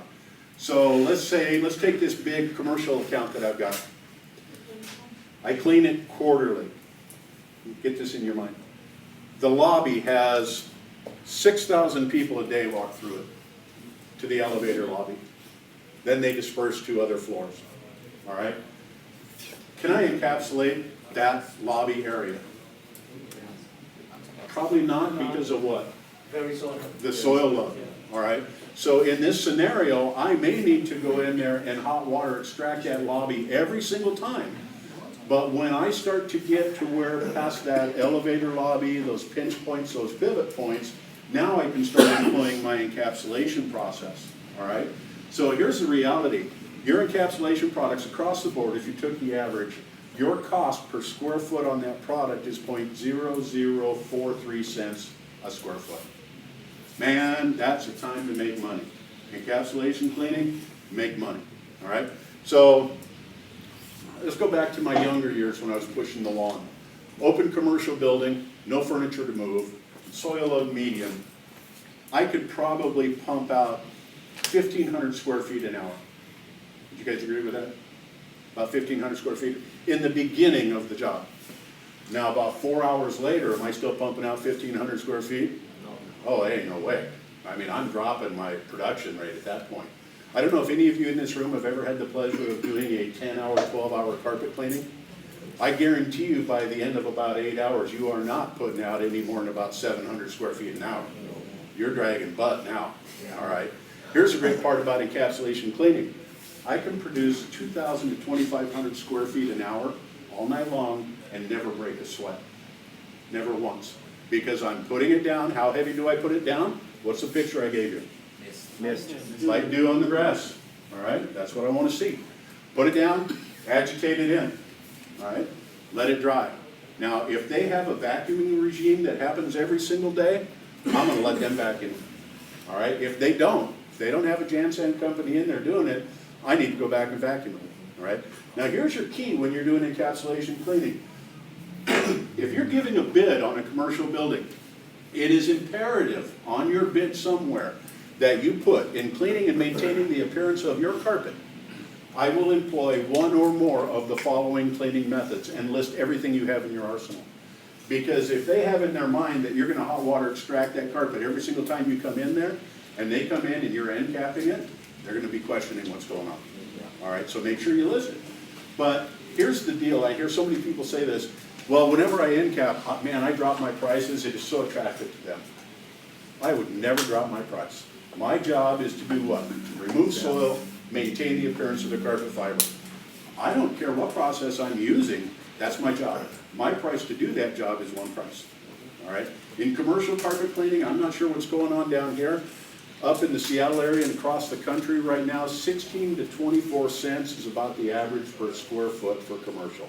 Is that close down here? Yeah. Okay, so that's kind of average. All right, so again, I said earlier, it's a great cash flow. You know, it's not a profit center. High-end residential is where the profit is, I guarantee you. All right, so commercial, you work a lot harder, the soil's a lot greater, but you have to be able to understand what you have in your arsenal as far as tools and products goes. All right, if you're not doing encapsulation cleaning, I tell you to look into it. Not great for residential, but a fabulous interim maintenance carpet process for a commercial building. You need to remember that. Interim maintenance. All right? How do you do the encapsulation cleaning of wind? You can do the vacuum. 45 minutes max. Completely dry. Uh-huh. Yeah. Excuse me, Pat, 1 second. In the earlier class, there was actually someone who did speak English. We have a translator. Does anybody here need help on translation at this point? We're all okay? Okay, fantastic. We just wanted to service you if that was the situation, okay? Thank you so much. Thank you. Okay, great. Thank you. All right, so I will tell you right now, if you get in a big hurry and start vacuuming before that carpet is totally dry, you're going to be buying a new vacuum. Right. Because those polymers are going to go in there and coat your rotors, coat your brushes, coat your bearings, and they'll seize up eventually. So we had a company up in Seattle that they got in a hurry and they went through, I think, probably 6 vacuums in about 2 months because our technicians weren't waiting long enough. So you said how many hours? 45 minutes. 45 minutes. If that carpet's not dry in encapsulation cleaning in 45 minutes, you put down too much product. All right? And it's not good for restaurants with, Soil load dictates everything to me. This is an interim maintenance, not a restorative cleaning. And I look at restaurants, Well, first of all restaurants get their carpets cleaned as frequently as they should, right? Once a month. Not very often. So encapsulation cleaning is good for light to medium soil. The maintenance, Gotcha. yeah. All right, and what the soil consists of is really important. Restaurant's gonna be food, protein, greases, oils, and Encap products aren't really good for that. Gotcha. All right, so I need heat and detergent to do that work. All right, so in a building, I need to let the soil load and what kind of soil it is tell me where I start feathering that process in and where I stop. Let's say I'm on the 3rd floor of a building, I'm past the elevator lobby area, I'm probably gonna Encap that whole floor until I get to a food service area. Then I'm probably gonna hot water extract because the soil changes. All right, so the key for you guys is determine soil, what kind of soil it is, and then use those tools that you have in your arsenal. All right, now I will tell you right now in commercial buildings, restaurants, etc., nobody's going to pay for a soil retardant. They will not pay for it in a commercial application. But I'm going to give you guys a little clue. Putting a soil retardant down costs you about 3 cents a square foot to put it down. Anybody ever cleaned a carpet that had been soil retardant before? Does it clean easier? No. It does. It's supposed to. It does. If it's applied correctly, Right. it will, all right? And the reason I bring this up is this. Go ahead. I've run into that where they actually treated the carpet before they cleaned it. Uh-huh. It was horrible. Yeah. Well, and again, it doesn't make sense to put a soil retardant down when it's dry. I tried to explain that to Yeah. them. So here's what we did. We had a number of big commercial buildings that we worked in. And every time we cleaned that lobby or that elevator lobby or those pinch points, all those real heavy soil areas, it took us a lot of chemistry and a lot of time to clean them. We started thinking about this, all right? If we apply a soil retardant when we're done cleaning the carpet, will that improve my cleaning the next time and make my job easier? So we started actually applying it to these heavy soil load areas. And we cut probably half the time and chemical out of our usage when we went back and recleaned it. And it was for 3 cents a square foot. All right, so something for you to ponder when you're doing these restaurants. If you're doing a restaurant and you've got that gray matter that comes out of the kitchen, you know what I'm talking about, that gray stuff that builds up on there? If I put a soil retardant down on there, is that gonna A, slow down the attachment of that gray matter, and B, make it easier for me to get out the next time around? So to me, it's worth donating a little bit of money to save myself some time and increase my productivity. So there's all these little things that we can do that we don't really think about, but we have them in our arsenal, all right? So encapsulation cleaning, light to medium soil loads. Once it goes over that, I'm not going to use this. Rule of thumb, every 3 encapsulation cleanings, hot water extraction. I have to remove those polymers. So 3 to 1. Do 3 encaps, 1 hot water extraction. And here's why I don't change my price. Because I know I'm going to have to go back and hot water extract that thing at least 1 time a year. Or if not 2 times a year, depending on my contract with these people. My price stays the same, whether I'm encapping or hot water extracting. But the commercial cleaning, how long you do the encapsulation cleaning? How often do I do it? Yeah, how? Depends on the soil load. Depends on their traffic load. Like once a month? Can. We've got a lot of people that will do it quarterly. So it depends on your traffic and what type of soil you have. Okay. So for instance, this type of parking lot where it's sprayed with an oil or it's an asphalt finish. Right now, when we walk out there and we walk onto the carpet, what are we bringing in? Oil. A lot of situations, Encap won't break that down. It's not designed to break that down. Most of your Encap products are a neutral pH. So they're not designed to break down oils. So I have to look and see what the soil load is and what it consists of to determine, am I going to use that, all right? So how far away from that front door are my feet clean? 16 to 20. 16 to 20 feet, all right? So might I start being able to Encap after that? Because my shoes have been cleaned at that point. So you have to look at the job, understand what the soil load is, understand what your soil is, then determine what you have. Right? Does that make sense to everybody? So this is a great maintenance system. This is a great way for you guys to be profitable. All right, so not great for residential cleaning, but great for commercial. So if you're gonna get into that cat cleaning, here's the cool part about it. You're already gonna have a CRB machine. Now you got something to agitate all your pre-spray with. All right, so I've got guys right now that have CRB machines in every one of their trucks that don't do any encapsulation cleaning, and they don't do any commercial work at all. Nothing but high-end residential. And they take that machine in on every single job. Why would they do that? Number one, it agitates their pre-spray really well. But number two, you know what they hear from the customer? What is that machine? I don't think I've ever seen anybody do that before. Does my value go up at all? Anytime I can get that customer to ask me, what are you doing? I don't think I've ever seen that before. All I hear is dollar bills. That's all I hear. What brands do you recommend? There's numerous brands out there. I would tell you to do your research and get a gear-driven unit. There's some that are belt-driven, some that are gear-driven. The gear-driven ones outlast the belts. Problem with the belts, most of the machines that I've seen with belts have two different size belts on them, and you almost have to disassemble the thing completely to remove or to change the belt out. So look for the gear-driven. They last a lot longer. All right? Okay. So, encapsulation cleaning. We've got some great products out there. Our Encap Bright 2 is a peroxide base. All right, Encap product. So think about a peroxide for a minute. What advantage would a peroxide be in my encapsulation product? Oxygen. As an oxidizer in it, what would that do for me? Would it start taking coffee stains and things out, organic dyes, without doing anything else? All right, so it has a great benefit. Oxygen has a great benefit of brightening colors too. All right, so Encap Bright is a great product. We've got our original product is called Encap Bright. You can do this with bonnet cleaning. You can do it with a brush. You can do it with a pad. If you're going to use floor pads on this, nothing more aggressive than a red pad. All right. The benefit of using a brush over a pad or a bonnet is it gets deeper into the fiber. Does that make sense to everybody? Yeah. Instead of skimming over the top, I'm actually cleaning inside the fiber. Right. So there are advantages to brushes. Hot water extraction, the end-all be-all. Whether you're using a walk-behind, box and a wand, a truck mount, this is the most aggressive cleaning system that you will do out there, and it is the most effective cleaning system that you will use.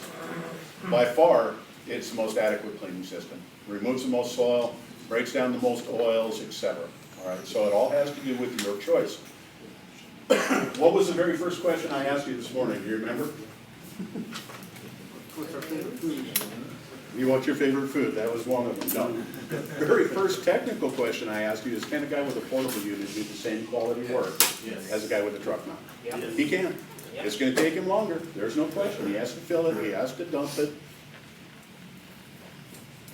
On a side note, for cleaning, using portables, you need 2 buckets. Yep. Yep. You need one for dumping and one for filling. Do not mix them up. Yeah. You will put all that sand, all that hair, all that grit right through your pump cups.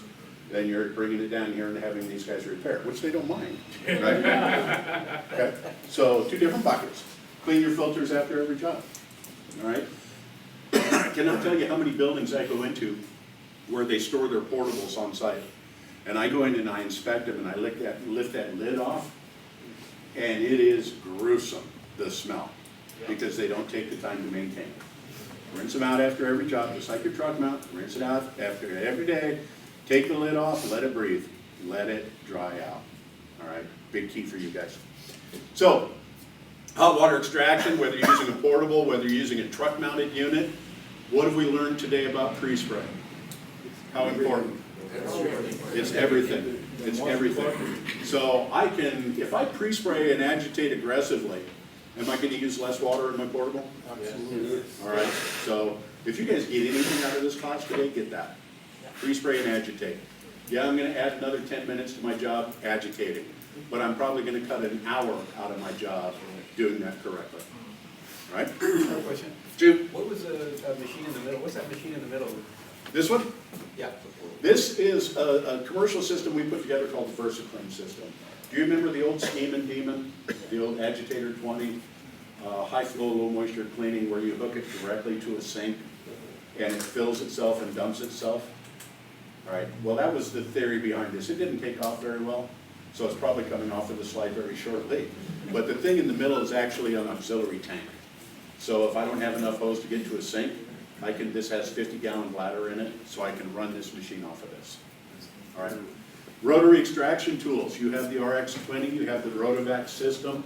This is our version of it. It's called the Haas 700. If you're doing commercial work, having a rotary extractor like this increases your numbers tenfold. All right. So if you take a look at this, it removes at least 15% more water than other hot water systems, meaning a wand, etc. Has an average up to 30% higher production rate because we're cleaning the entire footprint of this unit. It's a 20-inch disc. So we've got 5 Teflon shoes that glide across the carpet. So it doesn't stick. It actually moves very simply and very easily. And we've got 5 staggered spray bars that you can see they're different in length. So we're cleaning the entire footprint of that base instead of having 3 jets on it or 2 jets on it. We're cleaning the entire footprint. So if you're going to invest in an rotary extraction tool, I would tell you to look at the Haas.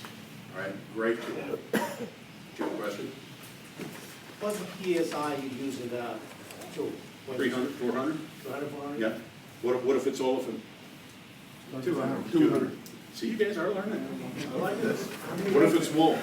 160 temperature, 200 pressure. All right. How many RPMs is that machine? 700. 700 RPMs per minute. That's why we call it the Haas 700. So if you think about it, how long would it take you to do 700 cleaning strokes with a wand? All right, so there are advantages to using a rotary extraction tool. All right? All right, let's get into image. 80-20 rule. Everybody has an 80-20 rule. Here's Pat's 80-20 rule. 80% of what you do in that customer's home or building is their perception of you. 20% is moving the dirt. I can walk out there on the street, stop a car, grab the guy out of there, show him how to pull the trigger on the wand, and he can move dirt, right? But if he doesn't have a professional image and a professional relationship with his customers, commercial or residential, he'll fail miserably. All right. I learned a long time ago that my image is the most important thing to that customer. Because there's a lot of people out there that don't care about their image. And there's a lot of little things we can do that aren't really expensive that improve our image. So what does your van look like when you pull up? I've seen a lot of carpet cleaning vans out there like this. I'm sure you guys have too. All right, absolutely amazing. And you know what? Those guys are always late too. Let's talk about that company up in Seattle, 58 cents a square foot. How important is their image to them? Everything. Their vans are washed inside and out every day. Everything about their van is perfect. When their employee walks up to the door, they're all in the same uniforms. When the employee walks up to the door, they all have name tags on, laminated name tags on lanyards. Does that add trust? It's absolutely amazing how much trust that adds. Even if you're one guy, owner, operator, how much would it cost me to get one of those made? $5? Yeah. You would not believe the amount of trust when you walk up to that door that adds. It looks so official, it's got your picture on it. All right? It's a little thing. Doesn't cost you much money, but it's huge. But everything about this company is appearance. And for years, their motto, it's on the side of their building, it's on their paperwork, it's on their business cards, it's on the side of their truck. It says, keeping up appearances. I thought for years that meant keeping up the appearances of their customers' goods. And it finally dawned on me, it had nothing to do with that. It's their appearance, the way they look. Everything about them is branded. Everything about them is professional. Why can they get 58 cents a square foot? Because they look worth 58 cents a square foot. It's huge, guys. All right? It's really important. So let's take a look at this. The average company is average in just about every aspect of their company. Their price, the amount of income they make, their customer base, and lo and behold, their attitude. It's just average. It's amazing how much if you change. So let's go back to a question I asked you earlier today. If you doubled your prices tomorrow, would you lose half your customers? I think you'd be surprised how many customers will stay with you because of the relationship that you have built with them. And you may think you're going to lose half your customers. But the guys that have increased their prices have been really surprised how many customers understand the value of their service and how many customers follow them with price increases. Now, I'm not advocating you go jump your prices up double tomorrow, but I'm telling you, your customers that you have a relationship with will follow you with price increases. This is residential, this is not commercial. You cannot get price increase much on commercial and keep the job. Question? No, I just upped my prices 27%. Sweet. And I told everybody and not one person left. Yeah. Here's the thing, guys. If you haven't had a price increase in the last 5 years, you're in trouble. All right? Let me give you some history. 1977, we were charging 17 cents a square foot for vacant and 24 cents a square foot for furnished. How far have we come in 40 years? Whose fault is it? Us as an industry. We are afraid to raise our prices. We are afraid customers will leave us. But if all the companies in this industry raise their prices at the same time, customers wouldn't have much of a choice. Now, we're not going to get everybody to do that. But I'll give you a great example. At the Experience Show in Las Vegas last year, I sat a young couple down that had just been in business about 2 years. They charge per room, and there's advantages and disadvantages to square feet and per room. And we sat down and I talked to them for about an hour and a half at dinner break. And I kind of went over the same thing I just went over with you guys. I saw him at a class, where was I last week? I can't even remember anymore. Anyway, I saw him at a class last week. Oh, New Mexico. Saw him in a class last week. He came up to me and goes, I want you to know, we went home and we raised our prices 50%. And we lost maybe 1 or 2 customers. And he goes, I cannot thank you enough for that. Guys, what is the price of gas? Too much. Chemistry. All the things that you do have so much to do with the money that you make. And what we need to do as an industry, and you guys as cleaners, is get the hell out of your own way and start asking for what you think you're worth. I'll share a little story with you. Anybody know who Salvador Dali is? Very famous artist. Famous artist. Sitting in a bar one day, and this guy walks up to him, sits down next to him, looks at him, and goes, I know who you are. You're Salvador Dali. Man, I love your artwork. You are absolutely incredible. They had a couple drinks, and while he's sitting there, he says, hey, listen, while I'm sitting here, could you draw a quick sketch of my face on this napkin? Salvador takes out his pencil, starts drawing. About 15 minutes later, he holds it up and he shows it to the guy. The guy looks at him and goes, man, that is incredible. You are fantastic. And he reached out to grab it, and Salvador goes, that'll be $30,000. The guy looked at me and goes, it only took you 10 minutes. He said, mister, that took me 35 years. What is your experience worth? What is your equipment worth? What is the value that you hold for yourself? All right? Get out of your own way. Think of Salvador Dali. If you have a truck-mounted unit or even a van and a portable, how much money is pulling out in front of that customer's house when you pull up? Think about it for just a minute. All right? What is your experience worth? So this is what we start talking about when we're talking pricing and image. Everything about it is just that. It's up to you. All right? So, where do you want to be? Average? Above average? Below average? All right? Think about where you want to put your company. So let's do a little thing here. Here's a bunch of ideas that I put together that you could do for your customers that don't cost you much money, and they're very, very effective. All right? Written comment card. How many of you leave a written comment card for your customers? Self-addressed, has a stamp on it. What you're asking the customer is, did anything go wrong here at this job? Did you know less than 5% of unhappy customers will ever bother to tell you they're unhappy? That statistic sucks. Less than 5% will ever complain. And here's the realization of this. You ask the customer if everything went right. They don't want to get you in trouble. They don't want you to be mad. They're not going to tell you if anything went wrong. You do a quality phone check. Hey, just calling up, want to make sure everything went fine at the job. They still feel like they're getting somebody in trouble. That's personal. You're talking to somebody. You leave this written comment card behind, this is very impersonal. And I'm telling you right now, they will tell you if something went wrong on this card. And it's information you need to know. Because I can't fix it if I don't know it's broken. Would you agree with that? This is huge, all right? Written comment card. If you do this, put a little check mark down, because I want to grade you at the end of this. How many of you have a referral program in place? Boy, if you don't have a referral reward program, you are missing the boat. We started this out years ago. We would give them a card for 10% off their next cleaning for every referral that they gave us. But the reality came to pass that that card wasn't instant. It wasn't gratifying. It wasn't right now. They had to wait until the next time I cleaned their carpets, which might be 2 years down the road. So it didn't really give them a wow factor. So then we started giving out movie cards or restaurant cards. But we found out that some people don't like going to the movies. Some people may not like that restaurant. So we changed it over and we went radical. We started doing a 10% referral reward. Every time they sent us a job or a customer, I would send them a check for 10% of whatever that job was. So if Sally sent me to Judy's and I did $500 worth of work at Judy's, all of a sudden Sally's getting a check for $50 with a little handwritten note that says, thank you so much for your business and your referral. Our company thrives on word of mouth advertising. We got to the point that's all we did anymore. Referral, that's all we did. No more advertising. It was absolutely amazing. So if you guys aren't doing a referral reward program, I would really look into this. Because here's what's happening. Let's say you have a database of 500 customers. Let's shoot low. 500 customers, and every one of them has gotten a referral reward program. All of a sudden, I've got 500 little marketing agencies out there working for me every single day. Think about that. How powerful is that? And it's free. If your marketing budget is 10% or less, that's cheap. So if that's what you're doing for marketing, and this costs you nothing, guys.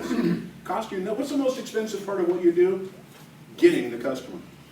If I can get that customer from a referral and then make them a client, here's the difference between a customer and a client. I said I'd share that with you. A customer is somebody that I clean every few years. They don't send me anywhere. A client is somebody that sends me a ton of referral work, and they use me religiously. How often do you send a referral program? I do an introduction referral letter one time to all my database. Hey, I'd like to introduce you to my new referral reward program, tell them how it works, and then every single time I go to the house, I remind them about the referral reward program. Oh, okay. Every single time. All right? This becomes viral, guys, and it's so easy. It is so easy. So think about that. If you do it, put a check mark down. How many of you wipe down the baseboards or the coving? This is a really cool thing. When is the best time to wipe down the baseboards? When they're home. When the customer's watching. I want to do it every time, but I want them to see me do it. Very few carpet cleaners do this, but it's huge. It's a little thing. Even if they're not dirty, I want them to see me wiping down those baseboards. All right, why? Because I'm going to hear them say, what? No one's ever done. Man, I don't think I've ever seen anybody do that before. Cha-ching, there goes those dollar bills again. All right? How about thank you cards? How many of you send out thank you cards every job you do? Cost you ink and a postcard and a stamp. All right, thank you for your business. We appreciate your business. How many of you wear booties when you go in the house? How many of you leave booties for the customers? Here's a little thing about booties, guys. Wait till you're at the front door to put them on. I cannot tell you how many ride-alongs I've done with franchises where the guy gets out of his van, puts his booties on, walks to the front door, and I'm just staring at him like, really? The hell was that? You know? He'd go in the house, talk to the customer a little bit, walk out to his truck with his booties on, start setting up, walk back into the house with the booties on. Were you protecting your shoes? White paper on the traffic lane when after you clean. That's Yeah, white paper or a walkout. Yes. And we'll talk about that here too, all right? How about that employee ID badge? Guys, put that on your list. Get one made. Take your own photo. Go to a lamination shop. They can do it for you. But even if you're only one guy, you know, put employee 95. Or whatever you want to put down. But it's amazing what that adds to that level of trust. Guys, who do we work with the majority of the time in residential? 85% of the time, it's going to be the lady of the house. If she's never met you, is there a trust issue? Oh, yeah. I guarantee you there's a trust issue. All right? Get it as clean as you can. How about safety signs, wet floor signs, caution signs? Okay? Can people slip and fall in your house? In their house? All right? How about air movers on every job? We talked about this a little bit. All right? Make sure you're checking these off if you do them. How about a warranty program? Apply a soil retardant. Have a warranty program with it. If you have a spot or a spill that you can't get out with my spotter for 6 months, 8 months, 9 months, whatever it is you want to do, I will come back at no charge and remove that spot. All right? Which leads me to this question. What's the difference between a customer and a client? Client gives me a lot of business, uses me a lot, all right? A client calls you, hey Pat, you cleaned my carpet 8 months ago, that spot in the living room came back. Are you gonna go clean it? Yes. Would you do it for free? Because they are a client. I will do anything that client wants. 8 months later, let's say they have 2.5 kids, 1.5 dogs. It's in the main rec room where everybody sits, plays, eats, drinks. I go clean that spot, is it gonna look cleaner than everything else? Hey, well, I'm here. You do know what my minimum charge is. I can go ahead and take care of the rest of this room, those stairs, that hall, whatever it is. You get paid for it anyway. But take care of your clients. All right? I cannot tell you how much value there is in it. How about block and tab all furniture? Do you do that? If you move it, block it. Here's a great question for you. Couch has plastic legs. Do I need to block it or tab it? 3 times I've seen pictures of plastic legs transferring color to carpet fiber. I will tell you, block it, tab it if you move it. All right? They don't cost that much money. Protect yourself. Especially if you don't have CCC insurance. Okay, hope you guys learned something about that today. That's really important. Drop cloths, to your point. Walk-off mats. Do I protect the tile and grout that I walk across when I'm walking through the front door? Even a furniture moving blanket. Anything. All right? I want to make that customer think I care. Even if you don't. You want them to think you care. All right? Just saying. All right, business cards. Do you have business cards? You hand one to every customer. Yes. All right, here's the reality. Let's go through this practice, and I hope you do this already. You knock on the door. After I knock on the door, step back 3 feet. Smile. Step back 3 feet. Why? Personal space. All right? You want to try this out? Go to a friend's house or a relative's house. Knock on the door and put your nose right against the front door. Because when they open it, they're going to step back. All right? So, step back, smile, make eye contact. Introduce yourself, hand them your business card. I don't care if you clean 4 different times there. Hand them your business card. Because they might be able to use that for what? A referral. All right? Get those business cards in their hands. How about corner guards to protect the walls? Yes. All right? So, it's huge. Now, I know I'm not going to scratch up the walls. I have moved some paint with my hoses before. They're very inexpensive, but what image does that give to the customer? You care. It's all these little things, guys. All right, so let's do some scoring. How many did you do? All right, let's look at excellent, 13 to 14 of these. You got 13 to 14? Excellent. Above average, 10 to 12. Average, 7 to 9. Okay? Below average? Okay, this one is, we call this Wendy's. You know, don't be a Wendy's, okay? But if you look at this, guys, how much investment did I have to put in to do these things? 14 to 16 things. Very little money involved in this. But it's amazing what it does to change your image. All right? So, where do you want to be on this grid? Boy, I want to be up here, above average. I want to be excellent. That's where I want to be. All right? So, add-on sales. Why does every instructor talk about add-on sales? Because it's profitable. What's the most expensive part of this business? Getting the customer. Once I get the customer, if I don't maximize every single job while I'm there, then I'm missing the boat. How many of you have little flyers or handouts that you give the customers while you're talking to them about doing the job? How many of you offer tile and grout service cleaning? Offer upholstery cleaning? Do your customers know, are you out of here? Thank you very much. You That's bet, great. you bet, follow the link. Do your customers know you do it? Do you remind them every time? Get a little trifold brochure, a little handout. Hand it to them. Here's a little bit about our business. Because you'd be amazed how many times people forget what services you offer. And then they hear, man, I didn't know you cleaned tile and grout. I'd have asked you to do that last time you were here. I hate to hear that. That's my fault. All right?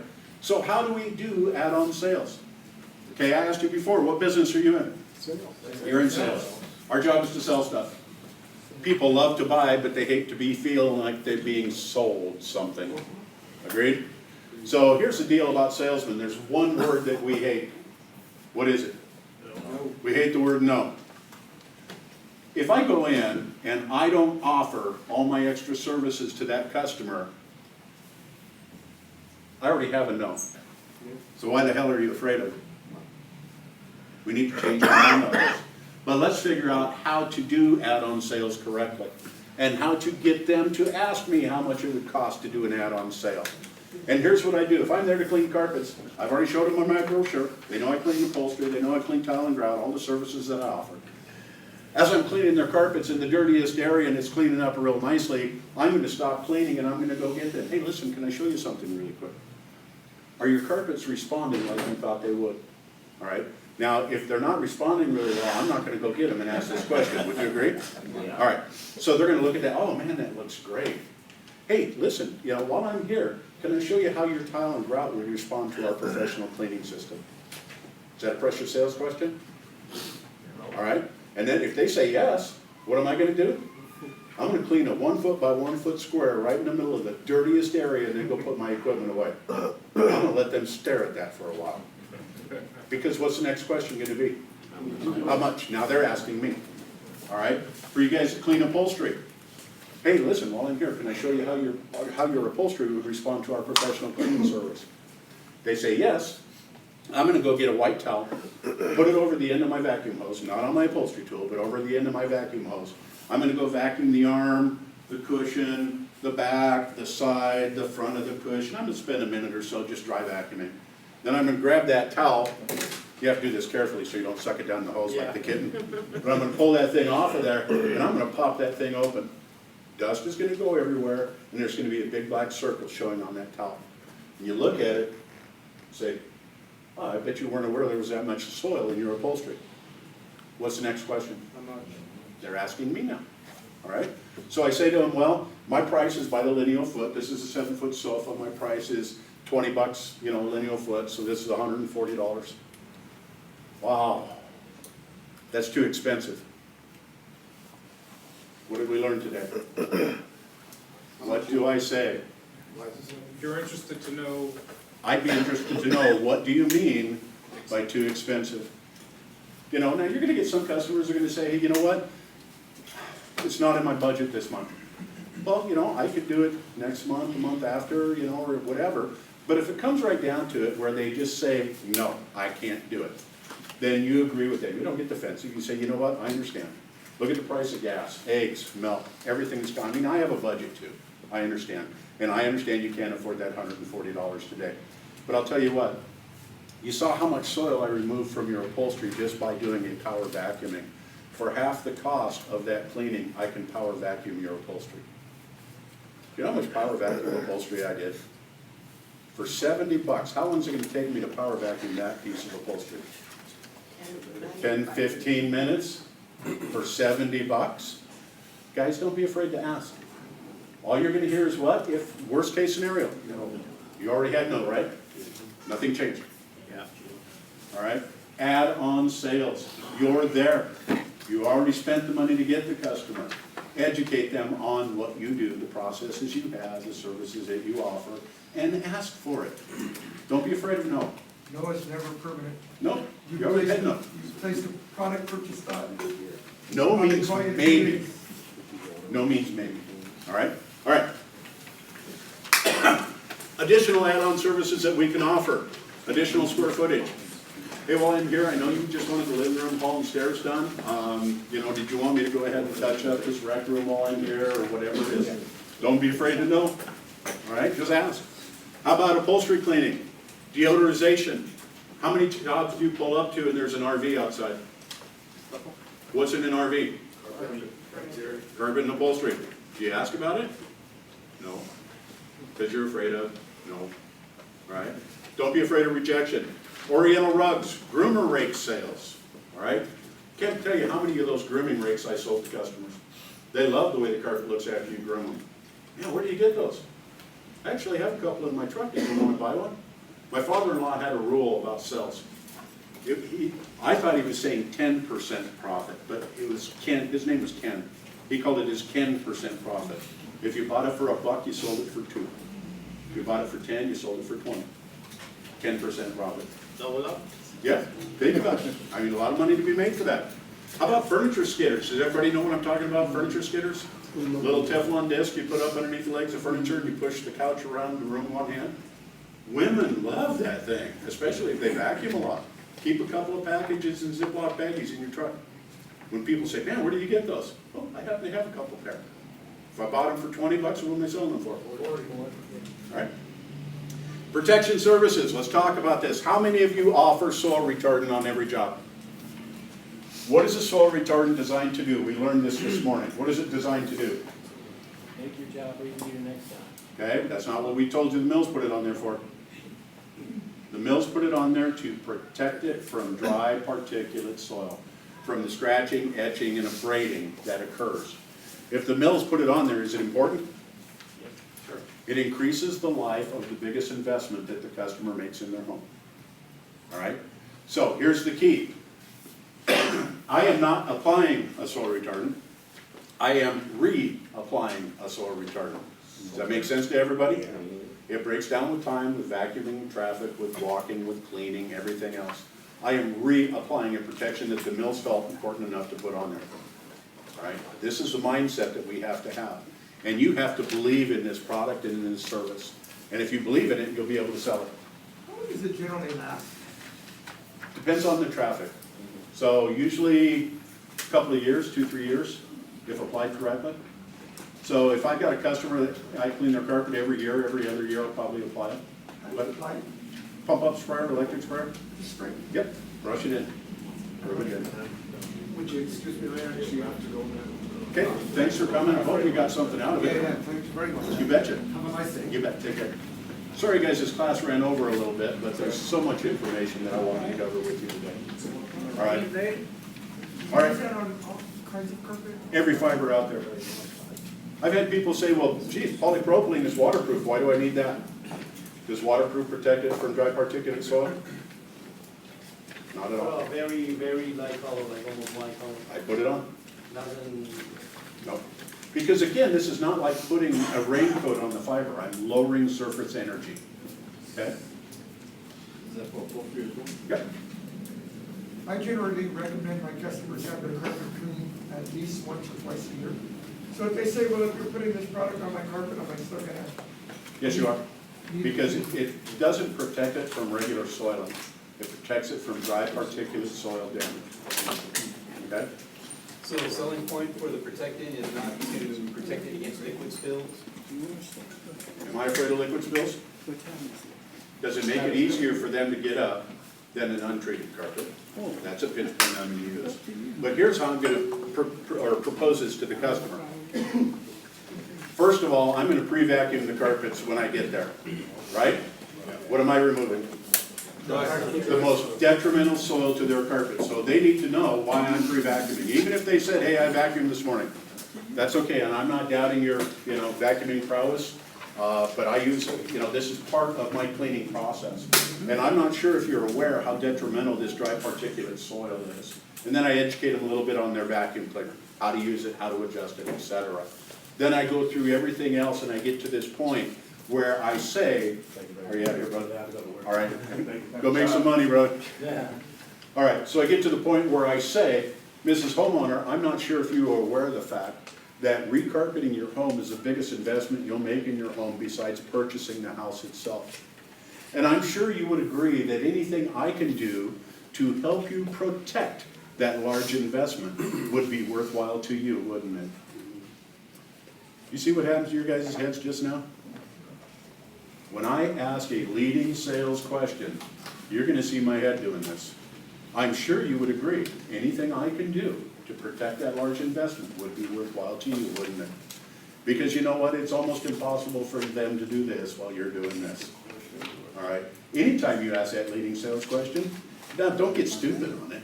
But I mean, just get a little head nod in there because it's amazing how that changes their perception of what you just said. All right? So, $300, $400 an hour. Let's do it this way. I've got a 1,000 square foot house, no furniture whatsoever, medium soil load. How long does it take me to clean carpets? Hours? 2.5 hours to 2 hours. Well, depending on soil load. 1,000 square feet, no furniture. All right? A couple hours? All right? How long would it take me to apply a soil retardant? 20 minutes. 15, 20 minutes? Are you out of here, Doug? Nice. Hope you got some out of it. 15 to 20 minutes. All right. Right now, the going rate for soil retardant? Yeah, right in the 16 to 18 cents a square foot. So let's say I charged 18 cents a square foot, 180 bucks. Took me 15 minutes to do. Is there profit in that? Huge profit in that. It cost you 3 to 4 cents to apply it. Your profit is 15 cents a square foot. Got to look at that, all right? But you have to believe in this product. If you don't believe in it, what's going to come out of your mouth is what we call negative mind speak. You may not be hearing it, but the words that come out of your mouth are very negative because you don't believe in it. When you believe in it and you start talking about it, you have positive mind speak. The words that you use come out very positive. You feel that energy.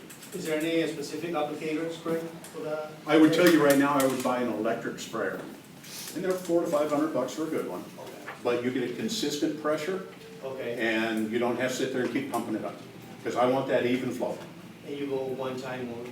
I go both directions, okay, and then brush it in. All right, now I don't saturate it down. Just again, like that morning dew kind of thing, all right? All right, so highest priced companies offer it on every job.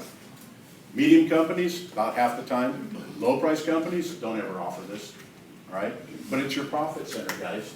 Here's the excuses I hear all year long. God, it's too expensive. My customers don't need it. It takes too long to apply. You know, I really don't believe it works. What a scam. The mills put it on there for a reason, folks. Do your research on this. Understand it. You will sell this product. So let's look at some numbers. Let's just base it on 10 cents a square foot. I do a 500 square foot job, 10 cents a square foot. I make 50 bucks. I do 4 of those jobs a day. I do that 5 days a week. I do it 50 weeks a year. One tech adds an extra $35,000 in profit. Does that sound interesting? All you got to do is ask a question. All right? What if you charge 20 cents a square foot, which is about the going rate right now? What if you have 3 techs? See where I'm going with this? There is money to be made in protection services. People will buy it. Did you know that people, I'll tell you what, this is kind of bad. It's good, but it's bad. We had 2 levels of soil retardant. We had our regular, and we had our Scotch Guard. Scotch Guard costs more money. Why? Everybody knows the name. Everybody knows the name Scotch Guard. It's amazing. But our Scotch Guard came with a warranty program too. All right, so a lot of different things you can do. All right, when you all walked in this morning, I handed you a little pamphlet. Had some other papers in it. Would you pull that out, please? And if you don't have one, I have some over here. Or I did have some over there. All right, I want you to look at the one that says ChemSpec Cleaning Systems, not the catalog. These are my cleaning guides. These are my recipe cards. Oh, you mean a little black box? No. Those. Most everybody should have. Some of you snuck in afterwards, and I didn't have any more. But I can get you some if you need some. Yeah. All right. But what I want you to do is I want you to look at these, and I want you to see it's basically a recipe card. You didn't have it? Okay. I'll get you some more. All right, because I only brought 50 down. I didn't know how many. I didn't know you guys were going to be here in such great numbers. Anyway, what this does is, when you look at it, is it breaks it down where you can.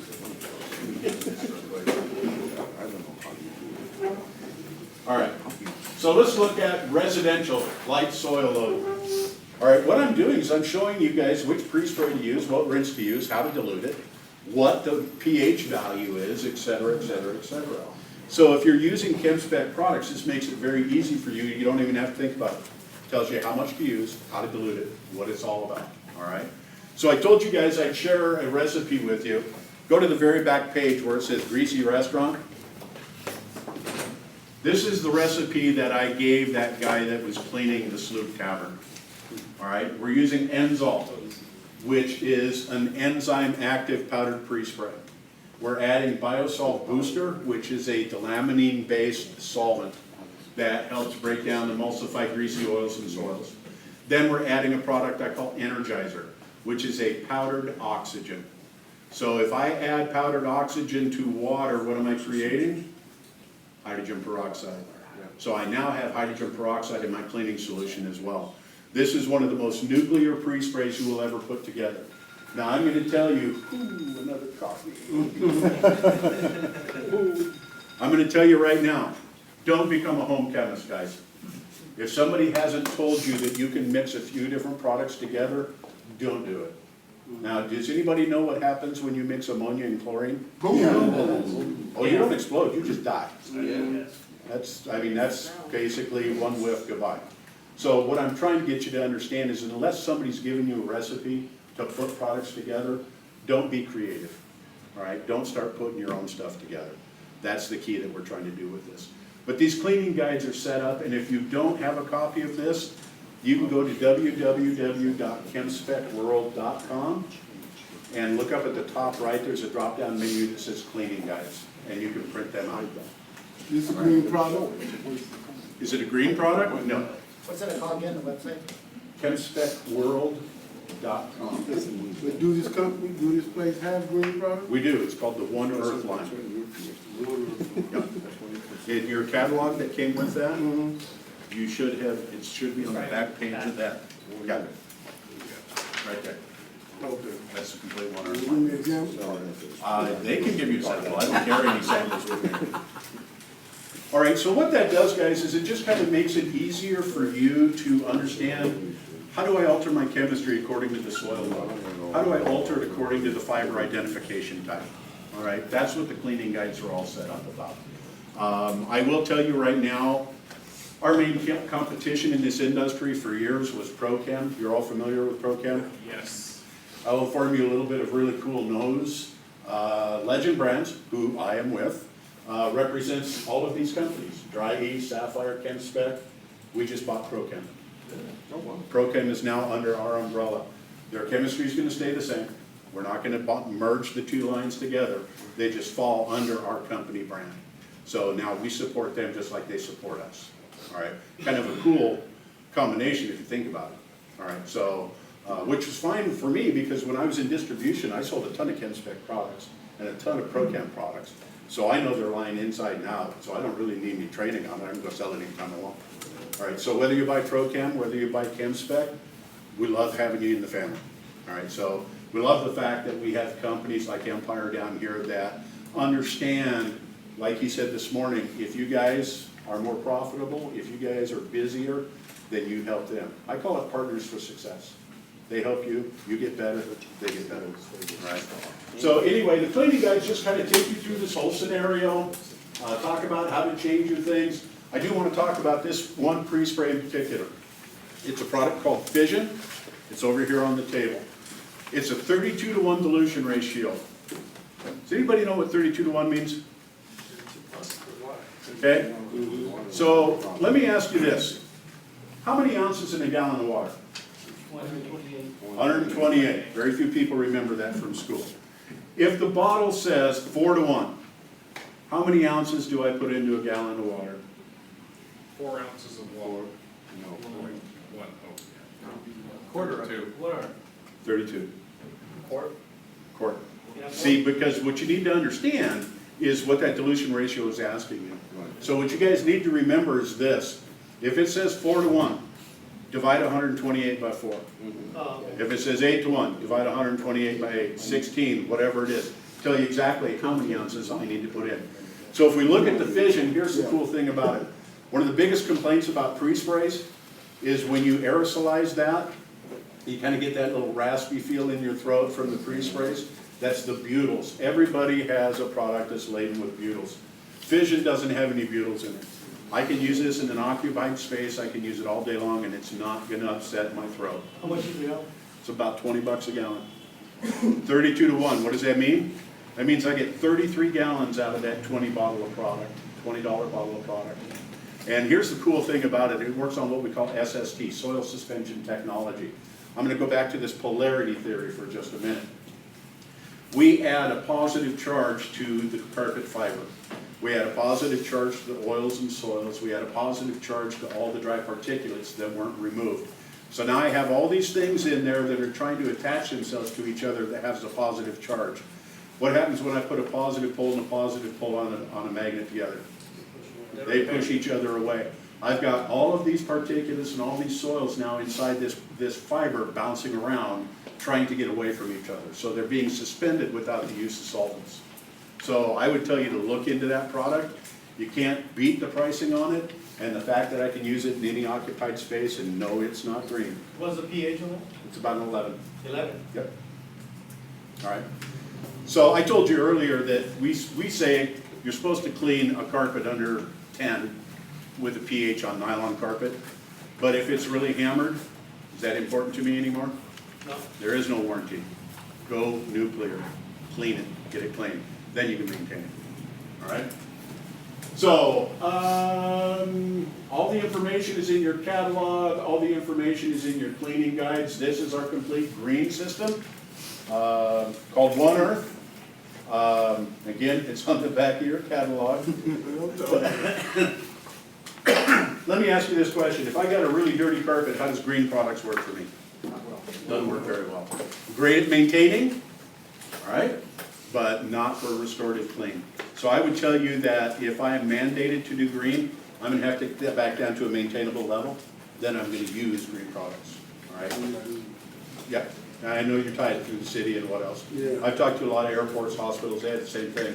Part of the problem is they don't maintain their carpets the way they should, and then they get mad at you because you can't get the carpets clean because you have to use green. Kind of catch-22. Is there any number that we can call just in case we have a question about the pH and how do we use the solution? Most of these guys can answer it, but if they can't, on the back of that, the very last page of that is my email. All right, my email address is on there. Now, having said that, like I said, I flew 87,000 miles last year, so I'm in the air a lot more than I'm on the ground, it seems. So if you send an email and you don't get a reply within a day, be patient. All right, if you're on a job and you're expecting an answer before you leave that job, probably not going to happen. All right, but I'm here for support, and they know how to get a hold of me as well. If they can't answer it, I find the answer, and I won't make up an answer. If I don't know the answer, I'll find out who it is and what it is. All right. So that's my class for today.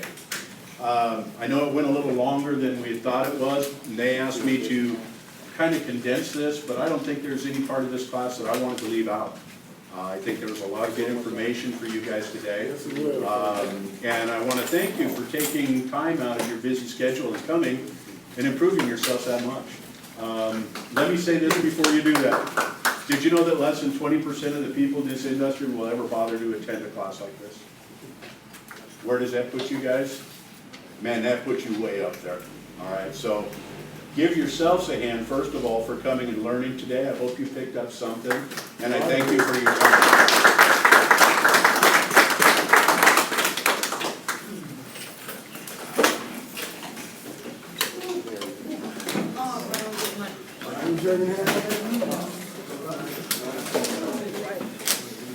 Thank you. Thank you. Go make some money. You bet. Go make some money, guys. Hey guys, can you make sure you fill out your survey for us? It's the one page like this one. And then also Bill has a survey. There's a course evaluation in that packet I gave you. Please fill that out. The name of the class is Professional Carpet Cleaning. So you have two surveys. That really helps us guys improve our service, okay? So that's what we would like you to do for us. Thank you. Just that. Thank you. Thank you. Thanks for coming. Really thank you. Thank you, sir.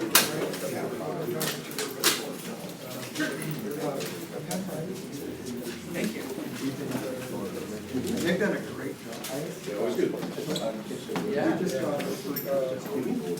These shirts are out front. You can get them on your way out. Just tell them your name. They're in a little office. You have your certificate. Hi, sir. Thank you. And then you have one more to fill out, right? This just helps us look through. Let me just show you this.